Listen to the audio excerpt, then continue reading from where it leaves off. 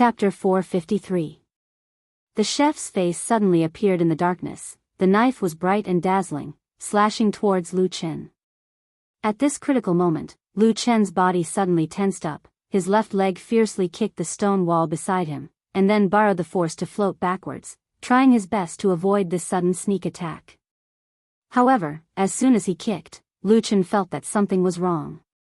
The initial lightness had disappeared, and he even felt that his body was a little sluggish. He did not know if it was because he had experienced the sudden increase in his magical power for too long, and the discomfort of the sudden disappearance of this feeling was unknown.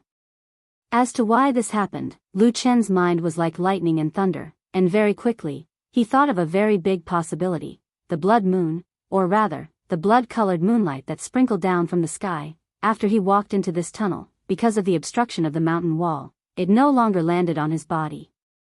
It seemed that the blood moon's light was indeed strange, and only when it landed on a human body could it stimulate the power of the black fire in Lu Chen's body to greatly increase. However, at this critical moment, although Lu Chen thought of this, he did not have much time to think, because in the flash of the knife, a smear of blood suddenly lit up.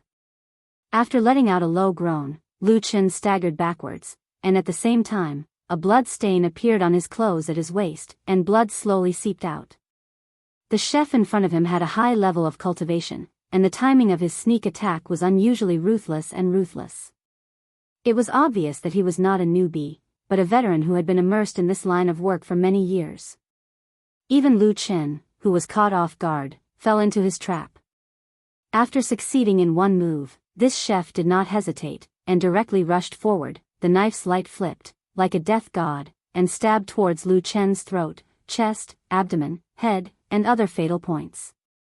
The knife was vicious, and did not leave any leeway, wanting to kill him. However, after Lu Chen was injured by the first slash, although he was in a somewhat sorry state, he was still calm. While he staggered backwards, his reaction was quick and decisive. Even though he kept rolling and dodging, pulling the wound on his waist and causing more blood to flow out, his expression did not change in the slightest, as if the wound was not his. In just a few short exchanges, Lu Chen dodged the chef killer's 7 or 8 killing moves. At the same time, he retreated to the entrance of the tunnel. Suddenly, he seemed to step on air. With a cry of surprise, he fell backward and rolled down the stone stairs. As he tumbled, the blood-colored moonlight on the ceiling of the cave slowly fell on his body again. The chef who had chased Lu Chen to the entrance of the cave was clearly a little hesitant. However, when he saw Lu Chen's powerless appearance as he rolled on the ground, and more blood gushed out from his waist, his eyes brightened. Then, as if he had made up his mind, he clenched the knife in his hand and chased after Lu Chen. When he left the cave and rushed down the stone stairs, this chef's movements seemed to be affected, not as agile as before, as if he had stepped into a quagmire. But fortunately, his expression was still very calm. At the same time his eyes revealed a fierce glint, waved his knife towards Lu Chen. A black figure, suddenly landed behind him without a sound, stood at the entrance of the cave. That was a huge and sturdy black dog. Lu Chen was still tumbling down in a sorry state, as if he had fallen into a state of dizziness. After a while, he managed to grab onto a stone step with great difficulty. Only then did he stop, but he was already in a sorry state. However, an even more dangerous figure appeared in a blink of an eye. That chef ran down with a sharp knife in his hand, a cold smile on his face, waved his knife and slashed down, as if he had no intention of leaving him alive. Lu Chen half sat on the ground, his eyes seemed to be in a daze, as if subconsciously, he stretched out a palm to block the sharp knife. The chef killer's face revealed a sinister and disdainful smile. He could even imagine what would happen next. A large amount of blood would splatter into the air, that person's arm would be cut off, screams would resound in this underground space, and then another life would be added to his hands. Die! He roared in his heart, and slashed down with even more force. The blood-red moonlight quietly sprinkled down from above his head, floating erratically, and for a moment, the chef killer seemed to see a blur, as if the light of the blood moon was too dazzling or something else, he did not know. But there was a vague uneasiness in his heart. But all of this happened in an instant. He did not have time to think carefully, and did not have time to react. In the blink of an eye, the knife and the arm that was stretched out came into contact. Blood floated, he opened his eyes wide, ready to see blood splatter everywhere. But there was no blood. There was no bright red blood. Instead, the reflection in his eyes was a ball of black flames that had suddenly appeared.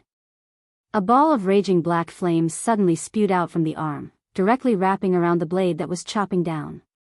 In a moment, the black flames crazily rolled, and then, the originally snow-white blade suddenly curled, wrinkled, and shrunk into a ball. With a pang sound, it fell to the ground and even bounced a few times. Along with the deformed knife fell to the ground another section of the hand that was burnt black. A putrid stench suddenly filled the air. The chef-killer's eyes widened in disbelief as he looked at Lu Chen and then at his own arm. His face was full of horror, as if he had seen something unbelievable, but the truth was right in front of his eyes. That ball of black fire, that terrifying dark flame, was so powerful that it was terrifying. Not only did it directly destroy his weapon, but it even burned his palm in an instant with the force of breaking dry weeds and smashing rotten wood. Until this moment, the chef-killer let out a mournful and inhuman scream, but he was after all an experienced evil sect killer. Not only did he not turn crazy and scared silly, instead he immediately made the correct judgment. His feet tapped on the floor, his body flew out, fleeing for his life towards the passage behind him.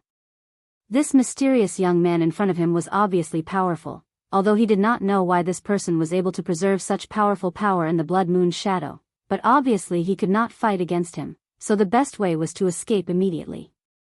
Ahead was the place where the rest of the evil sect people were waiting for support. As long as he escaped, there would definitely be hope.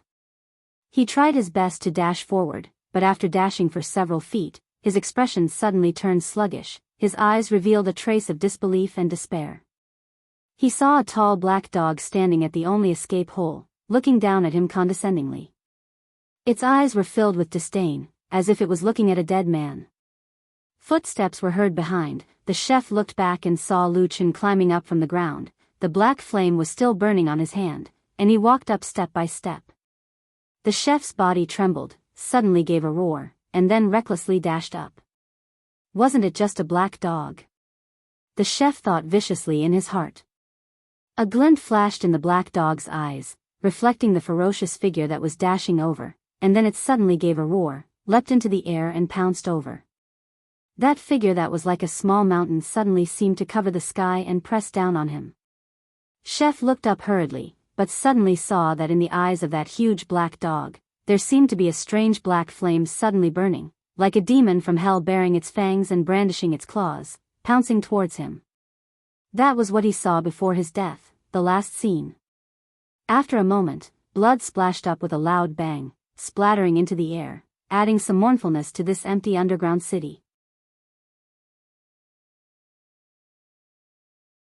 Chapter 454. The lifeless body rolled down the stone steps, colliding with each other along the way, rolling faster and faster. In the blood-red light, it looked somewhat miserable. Finally, it fell to the ground with a bang, and then rolled for a distance before stopping. Lu Chen stared at the body below, then turned and walked up. Atsu, who was standing not far from the cave entrance, wagged its tail at him. When Lu Chen walked past it, he smiled, stretched out his hand and patted its head. When he walked back into the cave, Lu Chen hesitated for a moment, and even turned back to look at that strange blood moon hanging in the air, his heart filled with doubt and curiosity. But among the two evil sect demons who had just chased over, one of the chefs was already dead, but the other man called Hall Leader Fan was not here. Lu Chen looked at the deep cave entrance ahead. When he was about to step inside, he suddenly stopped. His expression fluctuated, and after a while, he slowly pulled back his foot that had been stretched out. The evil cult sorcerer in front had obviously escaped. Perhaps there was someone coming to their aid. Perhaps the identity of that man surnamed Fan was also very important.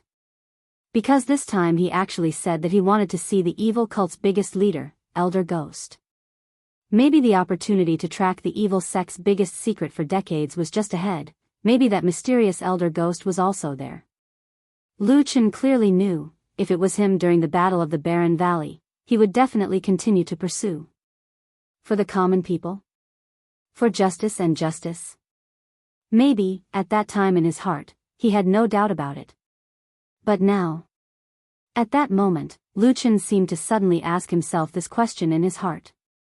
Atsu was about to follow in, who knew that Lu Chen suddenly stopped, couldn't help but looked at him strangely. Standing where he was, Lu Chen frowned slightly and thought for a while, then gently exhaled. Or, probably, should be, believing in those things. Just that, he was no longer a young man. He thought of even more dangers and apprehensions. The hot-blooded feeling from those years was finally gone. He looked coldly at the tunnel in front of him, then stepped back and said to Atsu, "Let's go." That man with the surname Fan took advantage of the opportunity to escape. If I'm not mistaken, there must be people from the devil cult coming to his aid. Unless we can intercept him before he finds his aid, we will inevitably fall into a bitter battle. The situation in the cave is unclear. I don't want to take the risk, Lu Chen said to Atsu as he walked up the stone stairs. Atsu didn't know if he understood or not, but he didn't reply. He just kept looking left and right at his surroundings. Lu Chen looked at the blood moon above his head, pondered for a moment and then said, "That chef is dead. The evil cult's people will only have two reactions. One is to escape, two, they have a lot of people here and their strength is strong, then they will rush over to kill us. I don't think we can stay here for long. We need to leave this place." But, how could they leave this maze-like underground city? Lu Chen looked around. After a moment, he suddenly pointed to a place in front of him and said in a deep voice, "Let's go there." Atsu raised his head and took a look. That seemed to be the place where the two demons from the devil cult came in. Since the way they came in was blocked by collapsed rocks, the place where the two demons from the devil cult came in would not also be blocked. Lu Chen thought to himself as he quickly led Atsu in that direction. At this moment, because of the strange power of the blood moon in the sky, he and Atsu's speed became abnormally fast. They quickly passed through the underground city and rushed toward the entrance of the cave that the two demons came in from. Not long after their figures entered the stone wall, a whistling sound came from the entrance of the tunnel that led to another unknown place. After a moment, more than 10 figures rushed out from inside, including Hall Master Fan Tue. However, in front of them was an empty city that was shrouded by the blood-colored moonlight. It was silent and not a single sound could be heard. Suddenly, someone exclaimed and rushed down. Following which, the others also saw the motionless corpse of the chef lying on the ground. Suddenly, there was a commotion in the crowd. Everyone ran down one after another, and a few people carefully guarded a few vital spots with a face full of vigilance. They seemed to be very experienced. The chef's death was quickly confirmed by these people. However, the murderer was not in front of them. Furthermore, it seemed that he had disappeared. This fact made many of the devil cult disciples angry and worried. After a while, one of them stood out. He was also a familiar face. It was Chen He, who had met Fan Tue in the western continent. He looked around and swept his gaze across the blood-colored city. At the same time, he said in a deep voice, "Send 2 people to escort Hall Master Fan back. Elder Ghost has something to discuss with him. The rest of you, follow me. We must find the person who followed us and see who he is." The people beside him agreed. Fan Tue walked over, nodded at him, and said, "That person seems a little strange. Be careful." Chen He's expression was solemn. He said cautiously, "I know. This is a secret location that our divine cult has only opened up after many years of operation. It is also protected by the legendary ancient relic seal. We thought that nothing would go wrong, but we did not expect someone to sneak in. We must not allow this person to live." Fan Tue nodded and left. He followed the stone steps back and quickly disappeared from this place. Chen He, who was left in the blood-colored city, frowned. After hesitating for a moment, he suddenly waved his hand and shouted, "Leave 1 person to guard the entrance of this cave. The rest of you will search along the streets. Split up. Once you find anything, immediately shout loudly for your companions. We must capture that thief." Someone at the side asked, "Sir, must we capture him alive?" Chen He paused for a moment before coldly saying, "Capture him alive if you can. If that person resists stubbornly, kill him." "Yes." The surrounding people all agreed and immediately separated into a large group. Like a fan, they spread out towards the underground city, searching street by street, door by door, house by house, searching in detail. The blood-colored moonlight shone on this underground cave. It was as though this place had turned into a blood-colored sea. It made one's scalp go numb. Chen He did not follow them. He stood at the top of the stone steps and looked down at the situation below. He could clearly see the situation of his subordinates' search from where he was. They were indeed very detailed. They were like a sieve that slowly filtered through the area. However, after a while, even though they had already searched half the street, no one had found anything. The mysterious person who had followed them seemed to have suddenly disappeared from this place. Chen He frowned and looked into the distance. Suddenly, his gaze focused. He saw the other end of this city. He saw a few tunnels that had been carved out of the mountain walls. Could he have escaped from that direction? Chen He thought to himself. However, he did not dare to be sure.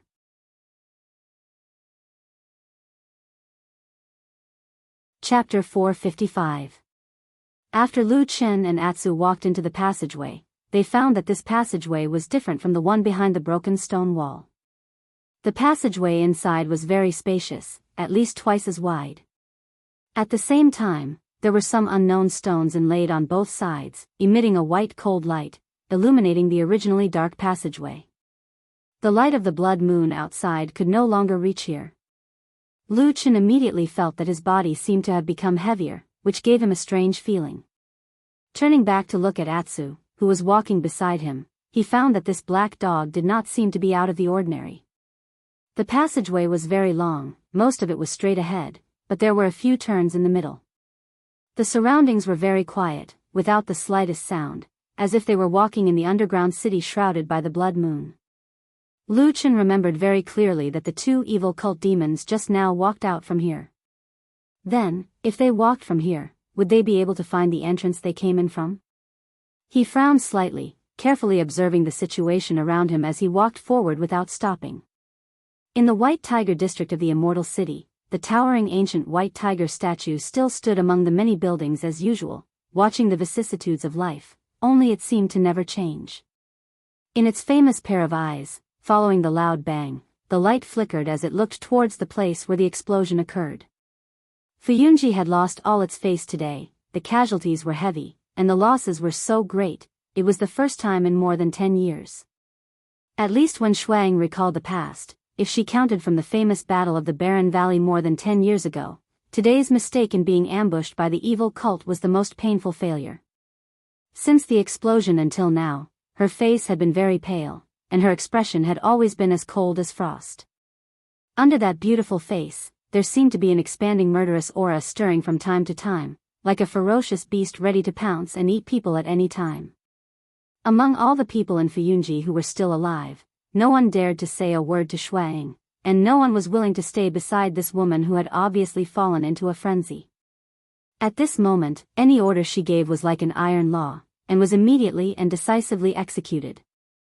However, no one present, including Shuang herself, knew what fate awaited Shuang after today, or perhaps even earlier. This was because the bald and burly perfected Lord Tianlan in a wide-sleeved robe was still standing at the edge of the pit, waiting silently. Under Shui Ying's command, Fuyunji immediately sent many people to the bottom of the pit and began to dig. In the beginning, because of the explosion, the bottom of the crater was still very hot, which caused a lot of trouble for everyone. However, this temperature was very strange, just like the strange flame that suddenly ignited before. Although the power that erupted in an instant was abnormally terrifying, the temperature dropped extremely quickly. Therefore, after a while, the soil at the bottom of the pit that was too hot to touch immediately cooled down. Although there was still some temperature, for these cultivators, it was no longer a problem. The excavation began immediately. The first thing they did was to look for the places where the ancient ruins had been exposed. As the soil was dug up, more and more of the ancient ruins' green brick walls were revealed. However, many places were damaged. It seemed that the underground ruins had been shaken and damaged by the explosion just now. There were holes and damaged ruins everywhere. Shui Ying's expression was cold, and she personally came down to command everyone. Her eyes were like cold lightning, but there was a faint trace of anxiety and urgency in the depths of her eyes. None of the members of the Floating Clouds Agency were weak. Thus, they were able to quickly sweep away the dirt on the ground. However, they soon encountered quite a bit of trouble in clearing away the ruins. Many places were very sturdy and the terrain was narrow. It took a lot of effort to clear them out. Even so, the people in Fuyunji did not give up, and all of them worked hard. Not long after, with everyone's hard work, a corner ruin that looked like a corner of a huge ruin was revealed. However, that was all they found. There were no tunnels, no entrances, and they did not even find a place to escape to. The people in Fuyunji at the bottom of the pit looked at each other, while Shui Ying's face turned green. It should be known that Fuyunji had already sent people to carefully search the scene. After checking the charred corpses, they concluded that the evil sect Fan Tue, as well as the unknown chef, did not die here. Then where did their corpses go? Could it be that when the big explosion occurred, their physical bodies were directly burned into nothingness by the terrifying flames? Even Shuang and the people in Fuyunji would not believe this, let alone perfected Lord Tianlan, who was standing at the top. They, who had been fighting the evil sect for many years, instinctively knew that the two of them had escaped. Then, the question now was, where did they escape to, and where did they escape from? Shuang raised her head and looked up. Her gaze met with perfected Lord Tianlan, who was standing at the edge of the pit and watching them silently. The body of the Fuyunji Hall Master, who was respected by many cultivators in Immortal City and who was feared by many evil sect demons, actually trembled. She instinctively took a deep breath, and her face looked even paler. The people around her were all looking at her because they had already searched the ruins and found nothing. It seemed like they had already reached a dead end, and the two evil sect demons had actually disappeared. A deathly silence permeated the bottom of the pit. Everyone seemed to be able to hear their own heartbeats. It was also at this moment that a deep voice suddenly came from above the pit. Shuang, come here for a moment. Shui Ying's body trembled slightly. In that instant, she seemed to have stopped breathing. The last bit of blood on her face seemed to have disappeared. Lu Chen did not know how far and how long he had walked. This passageway was longer than he had expected. But fortunately, just as he was beginning to have doubts, he finally reached the end of this passageway. It was a round room without a door. The surroundings were all made of green stones. He stood at the door and looked inside. He found that the room was empty. There was nothing but a 3 feet wide pillar in the middle that extended from the ceiling to the ground. It looked simple and heavy, as if it was supporting the roof. He looked for a while and found nothing out of the ordinary. He then carefully walked in. Atsu also walked in behind him. After that, Lu Chen started to search the house. In the end, he searched one round and carefully examined the place. However, he did not find any mechanism or passageway to leave this place. That road seemed to have really reached the end here. Lu Chen stood where he was and frowned. A trace of doubt appeared on his face. If it really was a dead end, then where did those two evil sect demons come from?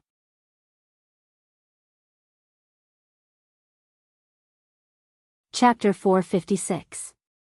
In the underground city that was shrouded by the blood-red moonlight, the atmosphere was still strange and mysterious. The empty city stood erect in this underground cave, as if it was mourning the glorious history of the past, but today, only emptiness and dilapidation were left. The evil faction people still spread out and searched the city, intending to find that mysterious person who suddenly appeared. And Shen He, who was standing on a high vantage point to survey the whole situation, his expression became more and more solemn, even a little bit of worry appeared on his face. Under the suppression of Zhengxiameng for many years, especially after the Battle of the Barren Valley 10 years ago, the divine sect had been on the decline until now. Although there were still many divine sect followers in the world who were loyal and determined to fight, but in the face of Zhengxianmeng, this colossus, and Fuyunji, this ruthless organization, they were powerless and only had a little momentum. And compared to the divine sect organizations in the outside world, the divine sect that lurked in the immortal city was even more difficult. Although there was Ghost Elder's leadership and command, but for many years, everyone had been trembling with fear and trepidation, these few years to be able to develop and strengthen, and avoid the pursuit of those lackeys of Fuyunji, in fact, to a large extent, was due to this mysterious underground space that Ghost Elder opened up. No one knew how Ghost Elder discovered and opened up such a huge place, but after many years of operation, this had already become the evil sect's underground base camp, and many years of experience had already shown that, unless it was the divine sect's own people who opened up the mechanism from the inside, otherwise, the people of the outside world would not be able to discover that in the depths of this immortal city, there was actually such a mysterious underground world hidden. Sometimes, Chin-He also thought about the legend that had been passed down for many years, without any citation. This underground cave city was a part of that legendary ruins. But although this place was very strange and mysterious, but those legendary treasures, Chin-He had never discovered them. Perhaps, those legends were wrong, but the biggest danger now was from the sudden appearance of that mysterious person of unknown origin. That person could come to this underground cave without any warning. After Chin-He knew about this, the first thing he felt was that his whole body turned cold. If the secret here was leaked, it meant that the evil sect's many years of operation might be destroyed in a day. This person must die. The catacombs were so huge that Chin-He could not find out where the outsider had come from. However, his gaze kept sweeping across the city and beyond. His eyes flickered incessantly and his expression changed a few times. Suddenly, as if he had thought of something, he leaped down and pointed at the few people nearby and shouted, You. Stop searching for now, follow me. As he spoke, he took the lead and ran forward. The three of them were startled for a moment before they followed. However, after running for a distance, Chin-He suddenly turned back to look at the chef's corpse on the other side of the stairs. After a moment of silence, he called another 5 people over, including the 4 of them. They all ran towards the tunnel that they came in from. It doesn't matter what other places have collapsed, it doesn't matter if we go back and repair them. However, there's a mechanism in that tunnel that can open the passage to the outside world. We can't afford to lose it. Chin-He whispered to the person beside him as he ran, otherwise, you and I will both die a horrible death. In that circular room, Lu Chen stood in the middle of the room, looking around, his brows knitted tightly. The black dog looked much more relaxed than Lu Chen. Not sure if it was because of the long run and the previous fight, it was tired and sprawled lazily on the ground, yawning. Lu Chen searched everywhere in the circular room, including the pillar in the middle of the room, but did not find anything suspicious. There seemed to be nothing in this empty room, other than an entrance. Nothing else could be found. Such a long path, leading to this place, and in the end, it was just such an inexplicable room? This, of course, did not make sense. Lu Chen shook his head, looked around and fell into deep thought. But after a long while, he still could not make any headway. After a while, he suddenly had a thought and looked up. He saw that the roof of the room was also made of pieces of stones, looking solid and heavy. The square stones were arranged neatly, and only near the central pillar was a circular shape dug out, allowing the pillar to pass through. Lu Chen walked around the pillar, looking carefully at all the places above his head, but he still did not find anything. This made him feel a little helpless. Just as he was worrying, he saw the stupid dog lying on the ground next to him sleepily. He could not help but feel a little annoyed, so he walked over and kicked it casually, saying, Hey, stupid dog, we're going to be locked here soon. Do you have any idea? Before the word idea left his mouth, Lu Chen's eyes suddenly lit up. After thinking for a moment, he hugged Atsu's head and dragged it to the door, saying, Hey, stupid dog, this time it's all up to you. Atsu raised its head and looked at Lu Chen blankly. Lu Chen pointed to the ground and said in a deep voice, Smell everywhere. Apart from the 2 of us, did anyone else pass by here? If there is, find out where they came from. Atsu wagged its tail, looking a little hesitant, but under Lu Chen's urging, it quickly lowered its head and sniffed the empty ground. In the beginning, Atsu's movements were obviously relatively slow. Its nose sniffed the ground for a long time, left and right, as if it was carefully distinguishing or investigating something. In the middle, it looked up at Lu Chen several times, as if it was a little puzzled. However, after a while, Atsu seemed to have made some progress. It looked a little excited, and its movements became a little faster.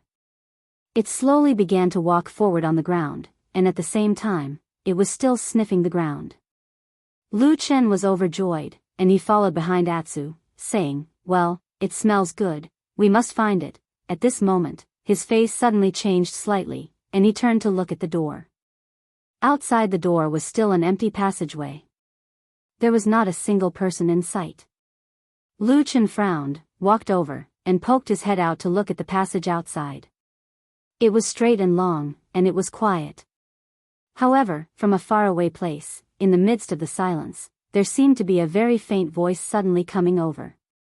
"Pa-pa, pa-pa." The sound was small and light, but it slowly became louder and clearer. It seemed that a group of people was running here quickly. Lu Chen's face turned cold, and in his eyes, black flames flashed.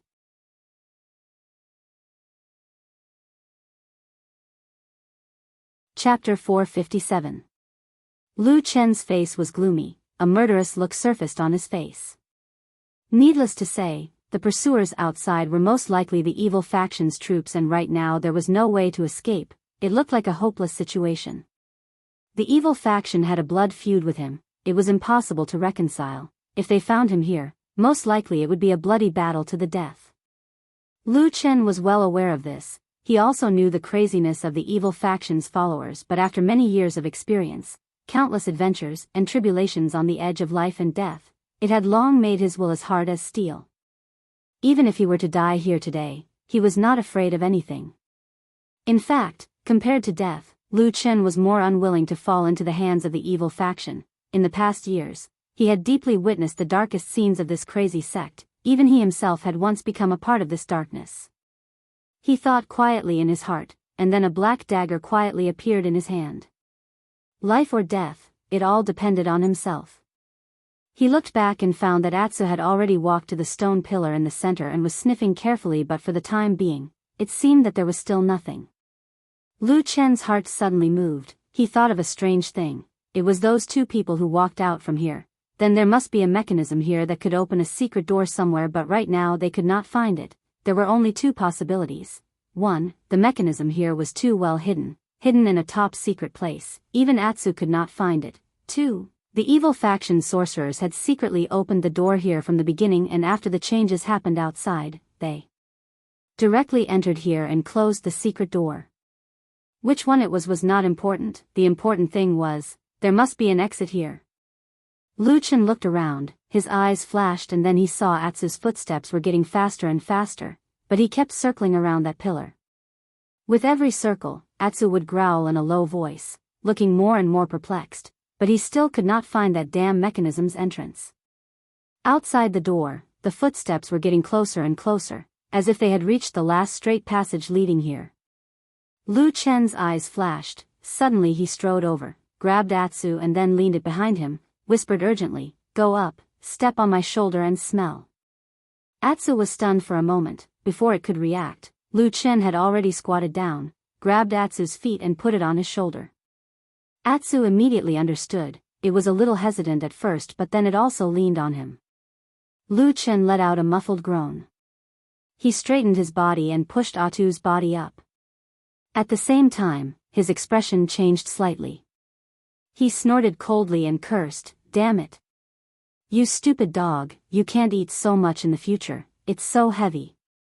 Atsu let out a low growl with some dissatisfaction. It looked a little annoyed, but with Lu Chen's help, it quickly approached the roof. Atsu stood up like a human, stretched out its nose and started sniffing. Not long after, Atsu's body suddenly stopped, as if it had discovered something. It barked a few times and then looked very excited. It stretched out its two front paws and desperately slapped a piece of green brick beside the stone pillar.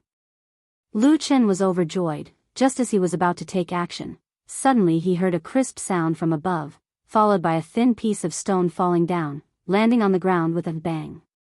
At the top of the roof, a small square hole was revealed. Inside was a red handle. It was also at this moment, suddenly, the sound outside the door disappeared.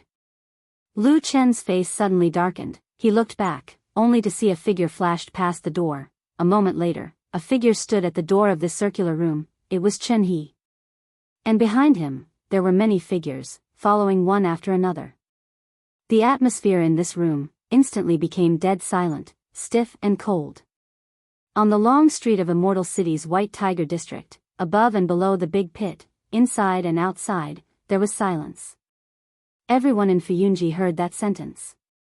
That was what true Lord Tianlan said to Shuang, calm, indifferent, and unperturbed, as if it was a very casual instruction. But Shuang did not believe it, and neither did the surrounding people. However, under the pressure of the true Lord, no one dared to breathe loudly. Shui Ying's body even trembled slightly, but in the end, she still forced herself to calm down. Then a trace of sadness appeared on her face, and she slowly walked up. That tall and burly true Lord Tianlan looked down at her from above, looking like a god, like a mountain, as if he always stood high up in the clouds, as if he could easily crush mortals in the mortal world. Shuang felt that her hands and feet weren't listening to her, but her many years of experience in managing the floating clouds agency allowed her to forcibly hold on. It was probably for the sake of her face, which she didn't really care about. She slowly walked to true Lord Tianlan's side, called out in a low voice, and then thought faintly in her heart, if a person is dead, what use is face? True Lord Tianlan did not have the intention to reason with her, nor did he have the leisure time to chat with her, and instead asked straightforwardly, do you have any ideas now? Shuang took a deep breath, her hands tightly clenched into fists in her sleeves, and said in a low voice, there must be something strange about the ruins below the pit. If you are willing to give me a little more time, I will definitely be able to find it. True Lord Tianlan sneered, and said, how long do you need? Shuang was speechless.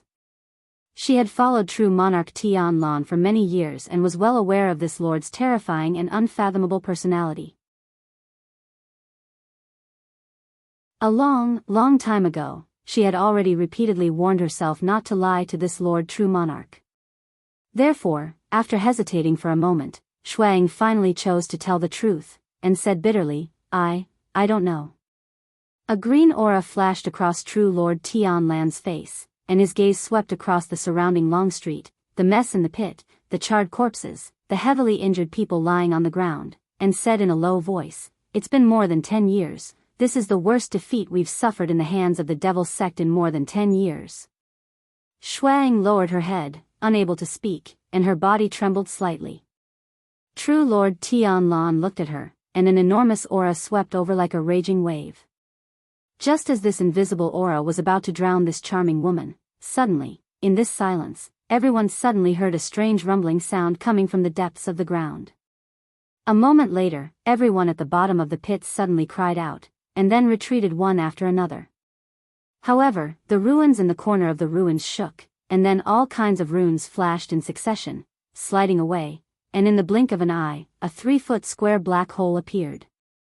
Everyone was in an uproar, but before they could react, they heard a series of bone-chilling explosions from inside, and a thick black flame first rushed out of the hole, and then a thick cloud of black smoke. A moment later, everyone heard a shrill cry from inside the black hole, and a black shadow rushed out of the black hole, but then its body tilted in mid-air, and it fell from the sky like a kite with a broken string. Someone in the distance cried out in alarm, but in the blink of an eye, true Lord Tianlan's figure appeared in mid-air, and with one arm, he caught the person who fell from the sky. It was Lu Chen.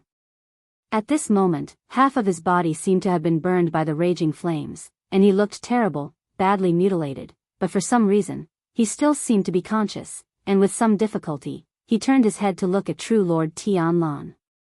True Lord Tianlan also looked at him quietly, but in the depths of that pair of eyes that were as deep as the deep sea, there seemed to be raging waves. Lu Chen looked at him, the corner of his mouth twitched, and then he actually seemed to smile. After a moment, in that silence, everyone present heard that sentence, "Sigh, damn Baldy." Before the voice died away, Lu Chen's head tilted, and he had already fainted.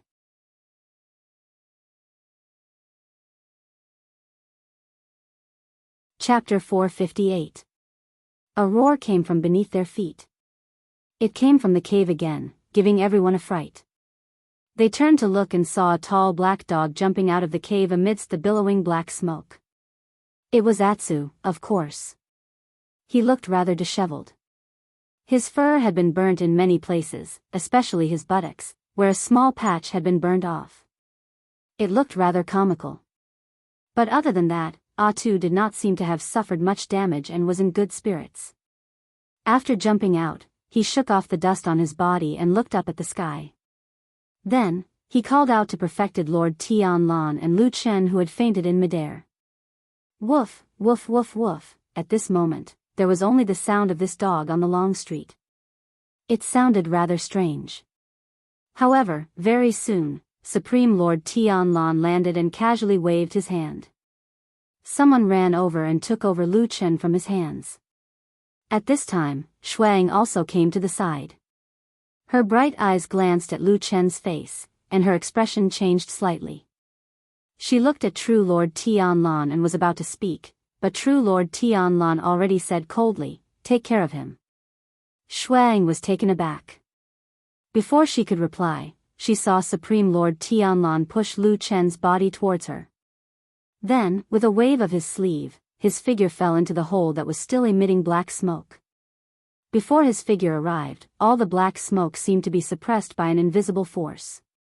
It dispersed in all directions and made a path. Under everyone's gaze, the burly figure directly entered the cave that had suddenly appeared. Shuang hurriedly called the people beside her and instructed them as quickly as possible, "Bring him up. Find a safe place on the street to treat his injuries. Send people to guard him. We must not let anything happen." After saying that, she turned around and immediately picked 10 people. They were all elites with extremely high cultivation and strength in Fuyunji. Then, without hesitation, she rushed into the cave first. The others glanced at each other when they saw this, and then they followed in succession. As soon as Supreme Lord Tianlan's body landed, he felt a wave of hot air rushing towards him. A few balls of burning flames swept towards him with a whoosh. True Lord Tianlan's face was calm and tranquil, without the slightest astonishment. He didn't even make a move to dodge. Instead, he casually waved his right hand, and an invisible airwave immediately surged out of his sleeve, pushing all the surrounding black flames back about 10 feet away. This was an underground circular stone room surrounded by large chunks of hard rocks. A stone pillar stood in the middle, which was now mostly damaged. The black hole that had fallen from above was actually within this stone pillar.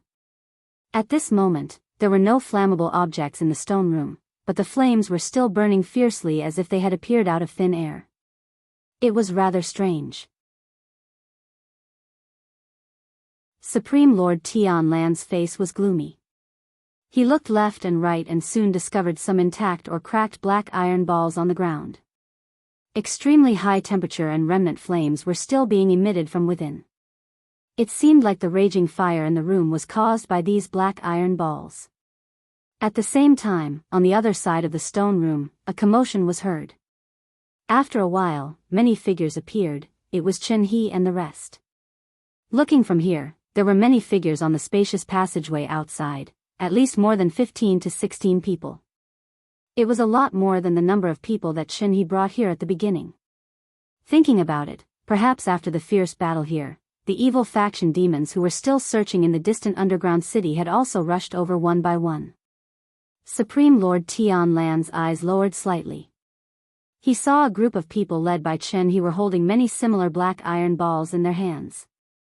Their expressions were ferocious and looked murderous. He stared at these people for a moment and suddenly sneered and said, "Is this another vicious thing made by that old turtle?" The evil sect people's countenance changed. A few of them had already loudly cursed. The old turtle was not talking about someone else. It was the only remaining evil sect elder ghost. Because the evil sect was weak, Zhengxianmeng and Fuyunji were ruthless, therefore Elder Ghost had been hiding for a long time. The good faction people had never been able to find him. In addition, the word ghost was similar to turtle. Therefore the term Old Turtle was sometimes used by the good faction people to despise and slander Elder Ghost. Supreme Lord Tianlan paid no attention to those evil sect demons' curses. He looked at them coldly, flicked his sleeves and walked forward. He walked carelessly and confidently. He walked condescendingly and insufferably arrogant. It was as if the 10 or 20 extremely vicious evil sect experts were nothing to him. Standing in front, Chen He's countenance changed slightly. He stared at Supreme Lord Tianlan and seemed to have thought of something. But the few evil sect people beside him could not bear it. After cursing loudly, they directly threw the black iron balls in their hands toward Supreme Lord Tianlan. The black balls opened in mid-air with a bang. Immediately a fire seemed to light up from inside. Following which, a dazzling fire exploded like fireworks. In a flash, a ball of extremely hot flame appeared and pounced toward Supreme Lord Tianlan. Top, bottom, left, middle and right. A total of 5 fireballs flew over like they were chasing after lives and souls. They were going to burn that damn fatty to death. However, this damned fatty and damned baldy didn't seem to care about these terrifying things that were flying towards him at all. He waved his sleeve in the air and didn't even stop his footsteps. The 5 fireballs actually flew back directly. The blazing flame made a sharp roar in the air. The speed actually increased by several times in an instant. Only a boom sound was heard. The fireball directly crashed into the evil faction crowd. Immediately it was a scene of chaos. Some people were burned by the fire and jumped in pain. There were even 2 or 3 people who were directly engulfed by the flames. They screamed and rolled on the ground. Chen He suddenly bellowed, turned and ran. He shouted, "Quickly go. This is Tianlan, that old thief." Before he finished his words, he had already swept away in the passageway. Looking at that speed, he had already used all of his strength. Just to get a little further away from this seemingly tall and big damn baldy. The evil sect disciples, who were originally incomparably furious and about to charge up and risk their lives, suddenly froze in an instant. Everyone's eyes landed on Tianlan, and then a moment later, suddenly everyone shouted at the same time and ran away together, not even caring about the injured who were still rolling around in pain on the ground. Supreme Lord Tianlan coldly snorted. Looking at those evil sect people who were running away in a sorry state, his eyes revealed some disdain and walked over in big strides. At the same time, a so-so sound was heard behind him. It was Shuang and the people from Fuyunji jumping down. Landing on the ground, Shuang saw the surrounding scene clearly. At this moment, how could she not know what had happened here? Especially those people who were running away. The people from Fuyunji recognized it at a glance. Immediately, everyone's face revealed an overjoyed expression. So this is the old nest of the evil sect in the Immortal City. Shuang looked at Supreme Lord Tianlan with a questioning gaze. Supreme Lord Tianlan nodded. Shuang immediately turned back to call everyone and chased forward with the fastest speed. "Chase, we must catch that old turtle." A clear and excited voice reverberated underground. Everyone broke free from their previous dejection and ran away with joy and excitement. Only Supreme Lord Tianlan was left standing in the house. He raised his head and looked at the black hole above. His expression suddenly became a little strange and complicated. After a moment, he softly muttered to himself and said, "Could it be, this is fate?"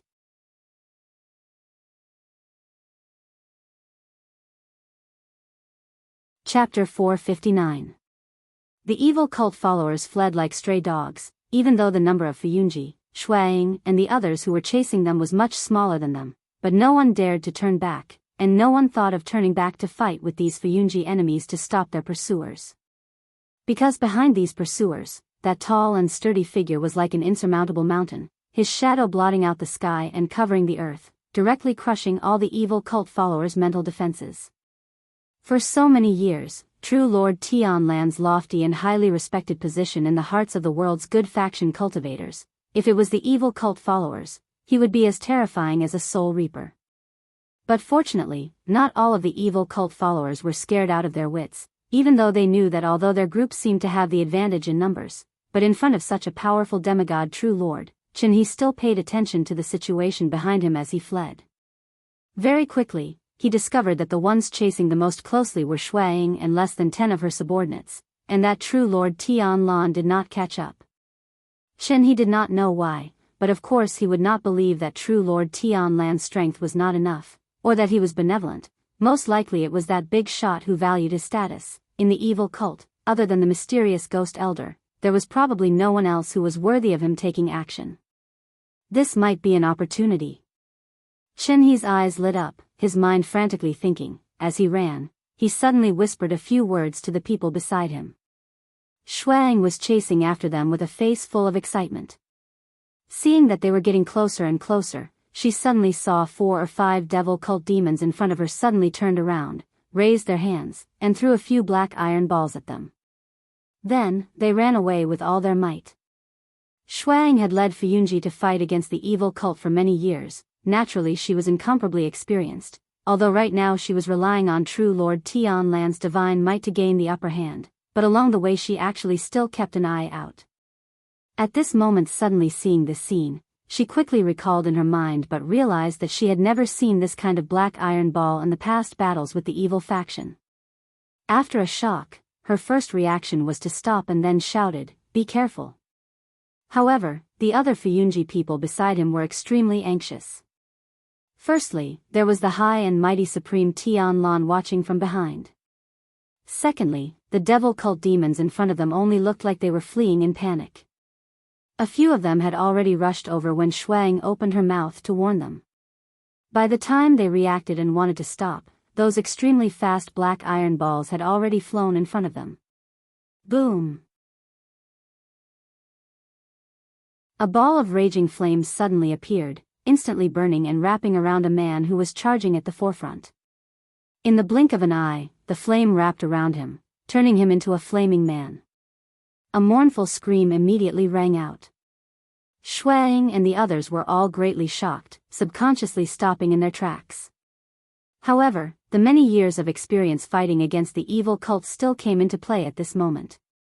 Once they saw such a strange change, almost everyone immediately reacted.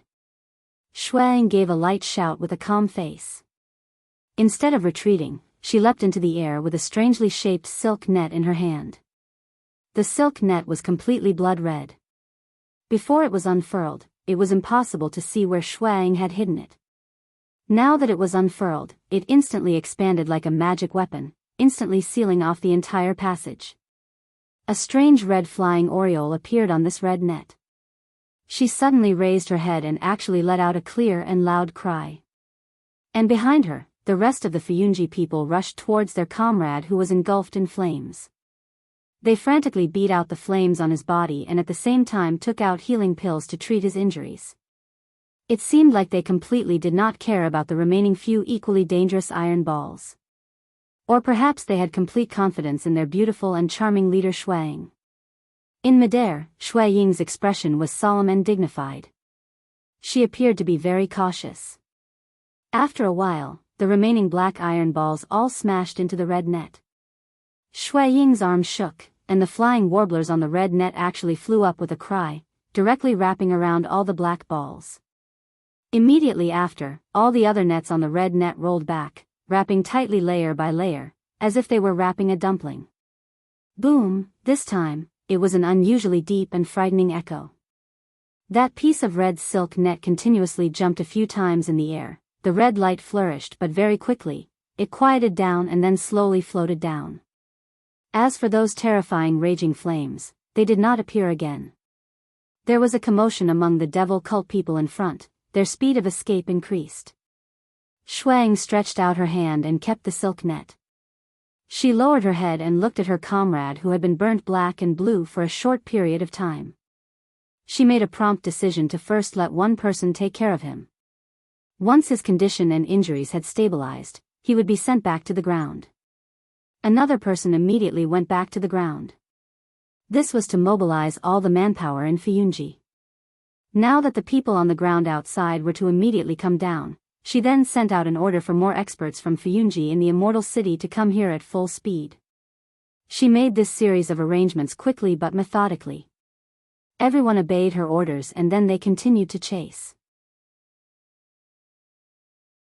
It was also at this time, True Lord Tianlan calmly walked over from behind.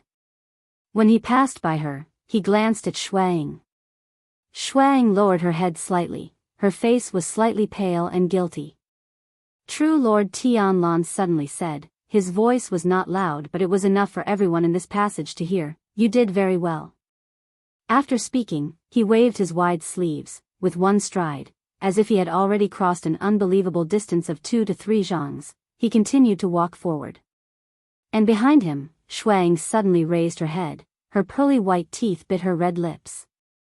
After a moment, she suddenly waved her hand, her face once again turned back to her usual grave and stern expression, her eyes like lightning and frost. She shouted, "Chase the devil cult people, if there is any resistance, kill without mercy."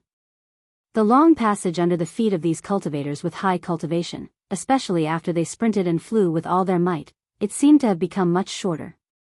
Not long after, Chen He and the rest of the devil cult people rushed out of that passage and once again returned to that huge underground cave. Looking at that underground city that was shrouded by the strange blood-colored moonlight, looking at the huge underground space, Chen He shouted, "Scatter and run." He had just finished his words when all of the devil cult people, like monkeys after a fallen tree, fled in all directions. At the same time, Chen He also shouted to some of the remaining devil cult people who did not know what was happening, telling them to quickly escape. And at this moment, a figure flashed in that passage. True Lord Tianlan's tall and sturdy body walked out. He casually glanced at those devil cult people who were running in all directions, suddenly sneered, suddenly stretched out a fist and directly hit the hard stone wall beside him. With a loud bang, the stone wall trembled and cracked. The piece where his fist had struck was even more fragmented, and more than a dozen fragments of various sizes flew out. True Lord Tianlan did not even look at it, his palm like floating clouds and flowing water directly brushed past. All the stones gathered with a loud rumble and gathered in his palm. Then, he flung them outwards. In an instant, a sharp whistling sound pierced through the air, like thunder descending on the world. Like arrows released from a bow, these large and small stones rushed towards the demons of the evil sect who were running. Ah ah ah ah. Miserable cries instantly sounded. At the same time, some of the devil cult people as if they were hit by a heavy blow, some directly fell to the ground, some fell to the side and some unlucky ones were hit by the large stones, directly flew out and then heavily smashed into those tall buildings' walls. A sound, after spitting out a mouthful of blood, slowly slid down and fell to the ground twitching, unable to stand up. For a time, ghostly wails and howls could be heard from the city below, but True Lord Tianlan didn't seem to care. He merely smiled disdainfully and narrowed his eyes. Then, he looked up at the strange light in the sky. The blood-colored moonlight, spilled down, shone into his eyes, indistinctly seemed to reflect his eyes into a patch of red.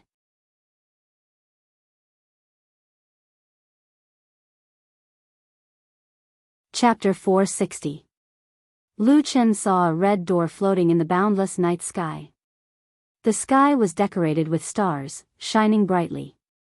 He felt that the red door of light looked familiar, as if he had seen it somewhere before. After a while, he suddenly thought of the tree hole and the mysterious seed and the two doors that appeared in the depths of the tree wall.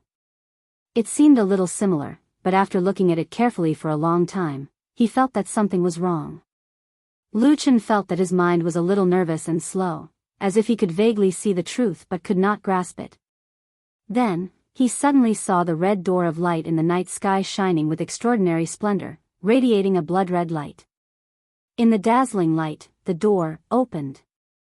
In an instant, the red light illuminated the world, and a blood-red moon rose from the door, rising directly to the center of the night sky, shining brightly. Therefore, every inch and every place between heaven and earth was covered with red, looking like a sea of blood. Phew! Lu Chen let out a muffled groan, feeling a splitting headache, and suddenly woke up from the nightmare. When he opened his eyes, he saw a white wall and a familiar bed. Cold sweat seeped out of his forehead, and his breathing was rapid. But at this moment, suddenly, a broad and gentle big hand stretched out from behind him, and gently patted his shoulder. Then, he heard that familiar deep voice behind him, saying, "Are you dreaming?" Lu Chen composed himself, then turned around and saw perfected Lord Tianlan sitting on the edge of his bed, looking at him with some concern. His hand was still on his shoulder, and it was as warm as a mountain. For some reason, Lu Chen inexplicably felt a prickling pain on his back, as if a knife was stabbing into his back. He looked at perfected Lord Tianlan, took a deep breath, as if he had calmed down from the nightmare, and then regained his composure, saying, "Where am I? What happened?" "You were in the house at Horse Washing Bridge. Because you were injured in the battle with the demons of the devil cult, you were unconscious for a day and just woke up." Perfected Lord Tianlan explained the situation to him briefly and straightforwardly. Then, he asked, "How do you feel now?" Lu Chen hesitated for a moment, then felt pain coming from some parts of his body, but it was almost nothing to him. Other than that, there didn't seem to be any other serious internal injuries, so he nodded and said, "It's okay, I should be fine. Logically speaking, my injury shouldn't have healed so quickly." "Could it be that you?" Perfected Lord Tianlan nodded. "I helped out a little." Lu Chen was silent for a moment before looking up at Perfected Lord Tianlan. "You're a perfected lord of the Immortal Alliance whose name is known throughout the world and is highly respected. No matter what, you shouldn't be taking action for a nobody. Aren't you announcing to the world that there's an unknown relationship between us by doing this?" Perfected Lord Tianlan shrugged, looking as if he didn't care at all. More or less. But Lu Chen didn't want him to muddle through like this. He frowned and said, "Don't fool around. This matter is very troublesome. After what you've done, Zhengxiameng and the devil cult will probably know that I have a close relationship with you. How can I help you with those secret matters in the future? No." Perfected Lord Tianlan said, "You don't have to do those things in the future." Lu Chen was startled and said with some surprise, "What?" Perfected Lord Tianlan stood up and walked 2 steps in the house with his hands behind his back. He said lightly, "You should recuperate first. After 2 days, when you're better, I'll find a chance to hold a ceremony and officially announce to the world that I've accepted you as my disciple."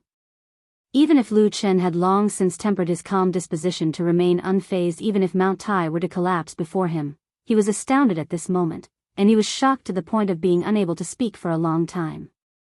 After a short while, he said with slight disbelief, What's wrong with you? Why are you suddenly doing this?" Perfected Lord Tianlan smiled and said, "Because you've worked hard and made great contributions. More than 10 years ago, you sneaked into the devil cult when you were still a teenager. You were accompanied by danger day and night and only a thin line between life and death. After that, you've made great contributions time and time again. Especially in the Battle of the Desolate Valley, you reversed the situation and defeated the devil cult's 100-year plan, benefiting the people in the world. I've never been able to repay you for such contributions. Now, it can be considered." "I don't believe you." Lu Chen shook his head and said. Perfected Lord Tianlan was obviously stunned. Then, he sighed and said, "All right, I've raised you since you were young. No matter what happens in the future, I've only treated you like this all these years. Don't tell me that you still doubt my sincerity in raising you." After a moment of silence, Lu Chen said slowly, "You've raised me. Naturally, I trust and respect you. I've even risked my life for you. But to be honest, given your identity and status, Anne." He paused for a moment and said in a low voice, "Anyway, you didn't accept me as your disciple 10 years ago. I can't understand why you're doing this all of a sudden." Perfected Lord Tianlan turned around and stared at Lu Chen with a pair of eyes that were as deep as the sea. The light in his eyes was like surging waves that could drown a person at any time. Lu Chen also calmed down and looked at him calmly. However, no one knew that under the blanket, his palms were secretly clenched into fists and his palms were covered in cold sweat. The room was silent. After an unknown period of time, perfected Lord Tianlan finally looked away and walked to the window. With his back facing Lu Qin, he looked out of the window and gazed at the sky in the distance. Lu Qin heaved a sigh of relief. It felt like he was being stared at by an incomparably ferocious beast.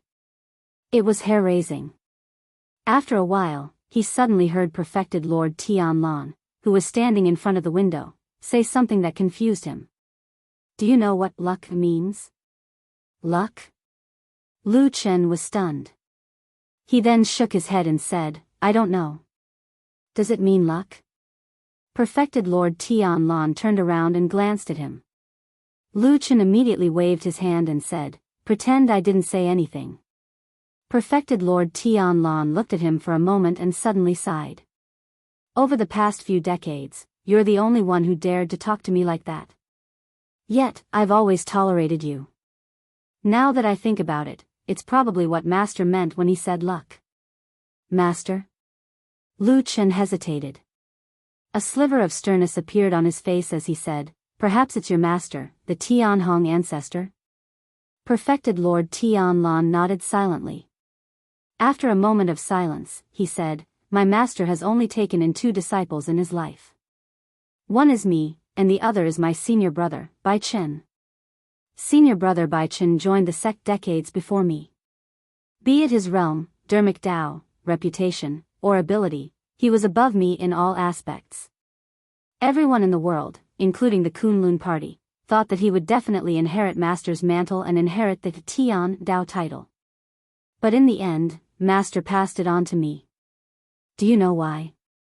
For some reason, Lu Chen suddenly felt nervous. In order to ease his nervousness, he forced a smile and said, "I don't know." Perfected Lord Tianlan suddenly burst into laughter. He looked like he was smiling. After a sigh, he said, "Actually, I don't know either. It's just that before Master died, when I hugged his body and was at a loss of what to do, the last thing he said to me was, 'You have the luck to inherit the Dao title.'" After a pause, perfected Lord Tianlan seemed to be in a daze as if he was recalling the past. He then said leisurely, "I remember that senior brother Bai Chen almost went mad from anger."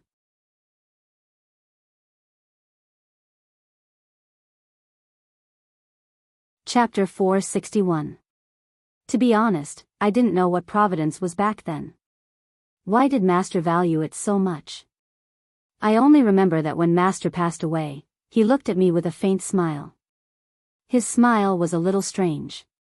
Perfected Lord Tianlan sighed and said to Lu Qin, "Therefore, there was a period of time when I even suspected that there might not be providence at all. Could it be that Master didn't like senior brother Bai Chen and deliberately said that?" Even I was a little confused. Senior brother Bai Chen naturally flew into a rage. He obviously didn't believe in this baffling providence, but he couldn't change Master's will. Therefore, he probably hated me from then on. However, it's no wonder. If it were me in his position, I would probably go crazy from anger too. Perfected Lord Tianlan spoke of this secret in a very relaxed manner. It even sounded a little funny and humorous. However, whenever Lu Chen thought of the situation back then, especially when the 2 of them became world-shaking soul formation perfected lords in the future, he felt his scalp tingle. Then, he quickly thought of the huge change in the Kunlun party a few years ago. On the night of the full moon, only one of the 2 soul formation perfected lords survived in the end. Nowadays, almost no one would talk about the deceased Hakushin Jinkun anymore. After all, the faction he left behind had been wiped out. Even among the 3 most direct disciples, one was in seclusion and had never seen the light of day, the other defected to the enemy, and the youngest one was left. Now, it seemed like he had become a memorial archway to promote others' good deeds. That's why I still don't understand after all this talk. Can you tell me what providence is? Lu Chen asked him. Perfected Lord Tianlan thought for a moment and said to him, "It's probably good luck." Lu Chen, perfected Lord Tianlan laughed. He seemed to be laughing very happily. Usually, he wouldn't laugh like this. Even if he did, he would laugh in a dignified manner. His laughter would make people admire him, his laughter would shake the world, and his laughter would make everyone tremble in fear. It was only at this moment, when he was alone with Lu Qin, that he suddenly laughed to his heart's content. He clapped his hands and said, "Who cares? In any case, before my master died, he was also acting mysteriously like, I'll know when the time comes. I think it's fine as long as it works." He looked at Lu Qin and said with a smile, "Over the years, you have helped me do many things, especially when it came to defeating the devil cult. You did what others could not. This is fate. Over the years, you have been on the verge of death many times. Others have died, but you have survived. I think this is also fate. Let's talk about the day before yesterday. When the Floating Clouds Company suffered a huge setback and everyone was panicking, you appeared and found the devil cult's lair. This is naturally fate." Lu Qin was silent for a while and then said, "I remember that you didn't seem to believe in providence before." "Yes, I didn't believe in providence before. That's all I have now." Perfected Lord Tianlan did not seem to mind as he said indifferently, "However, when I went down to the catacombs and saw that blood moon, I felt that you're truly different from the rest.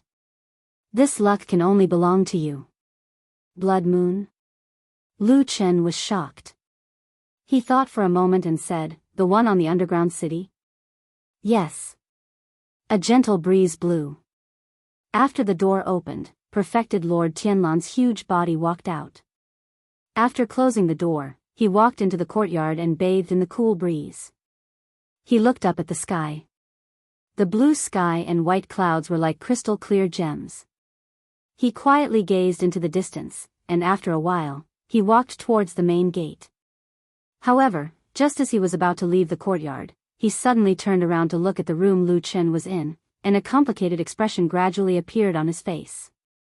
He seemed to be a little happy and gratified, but also a little puzzled.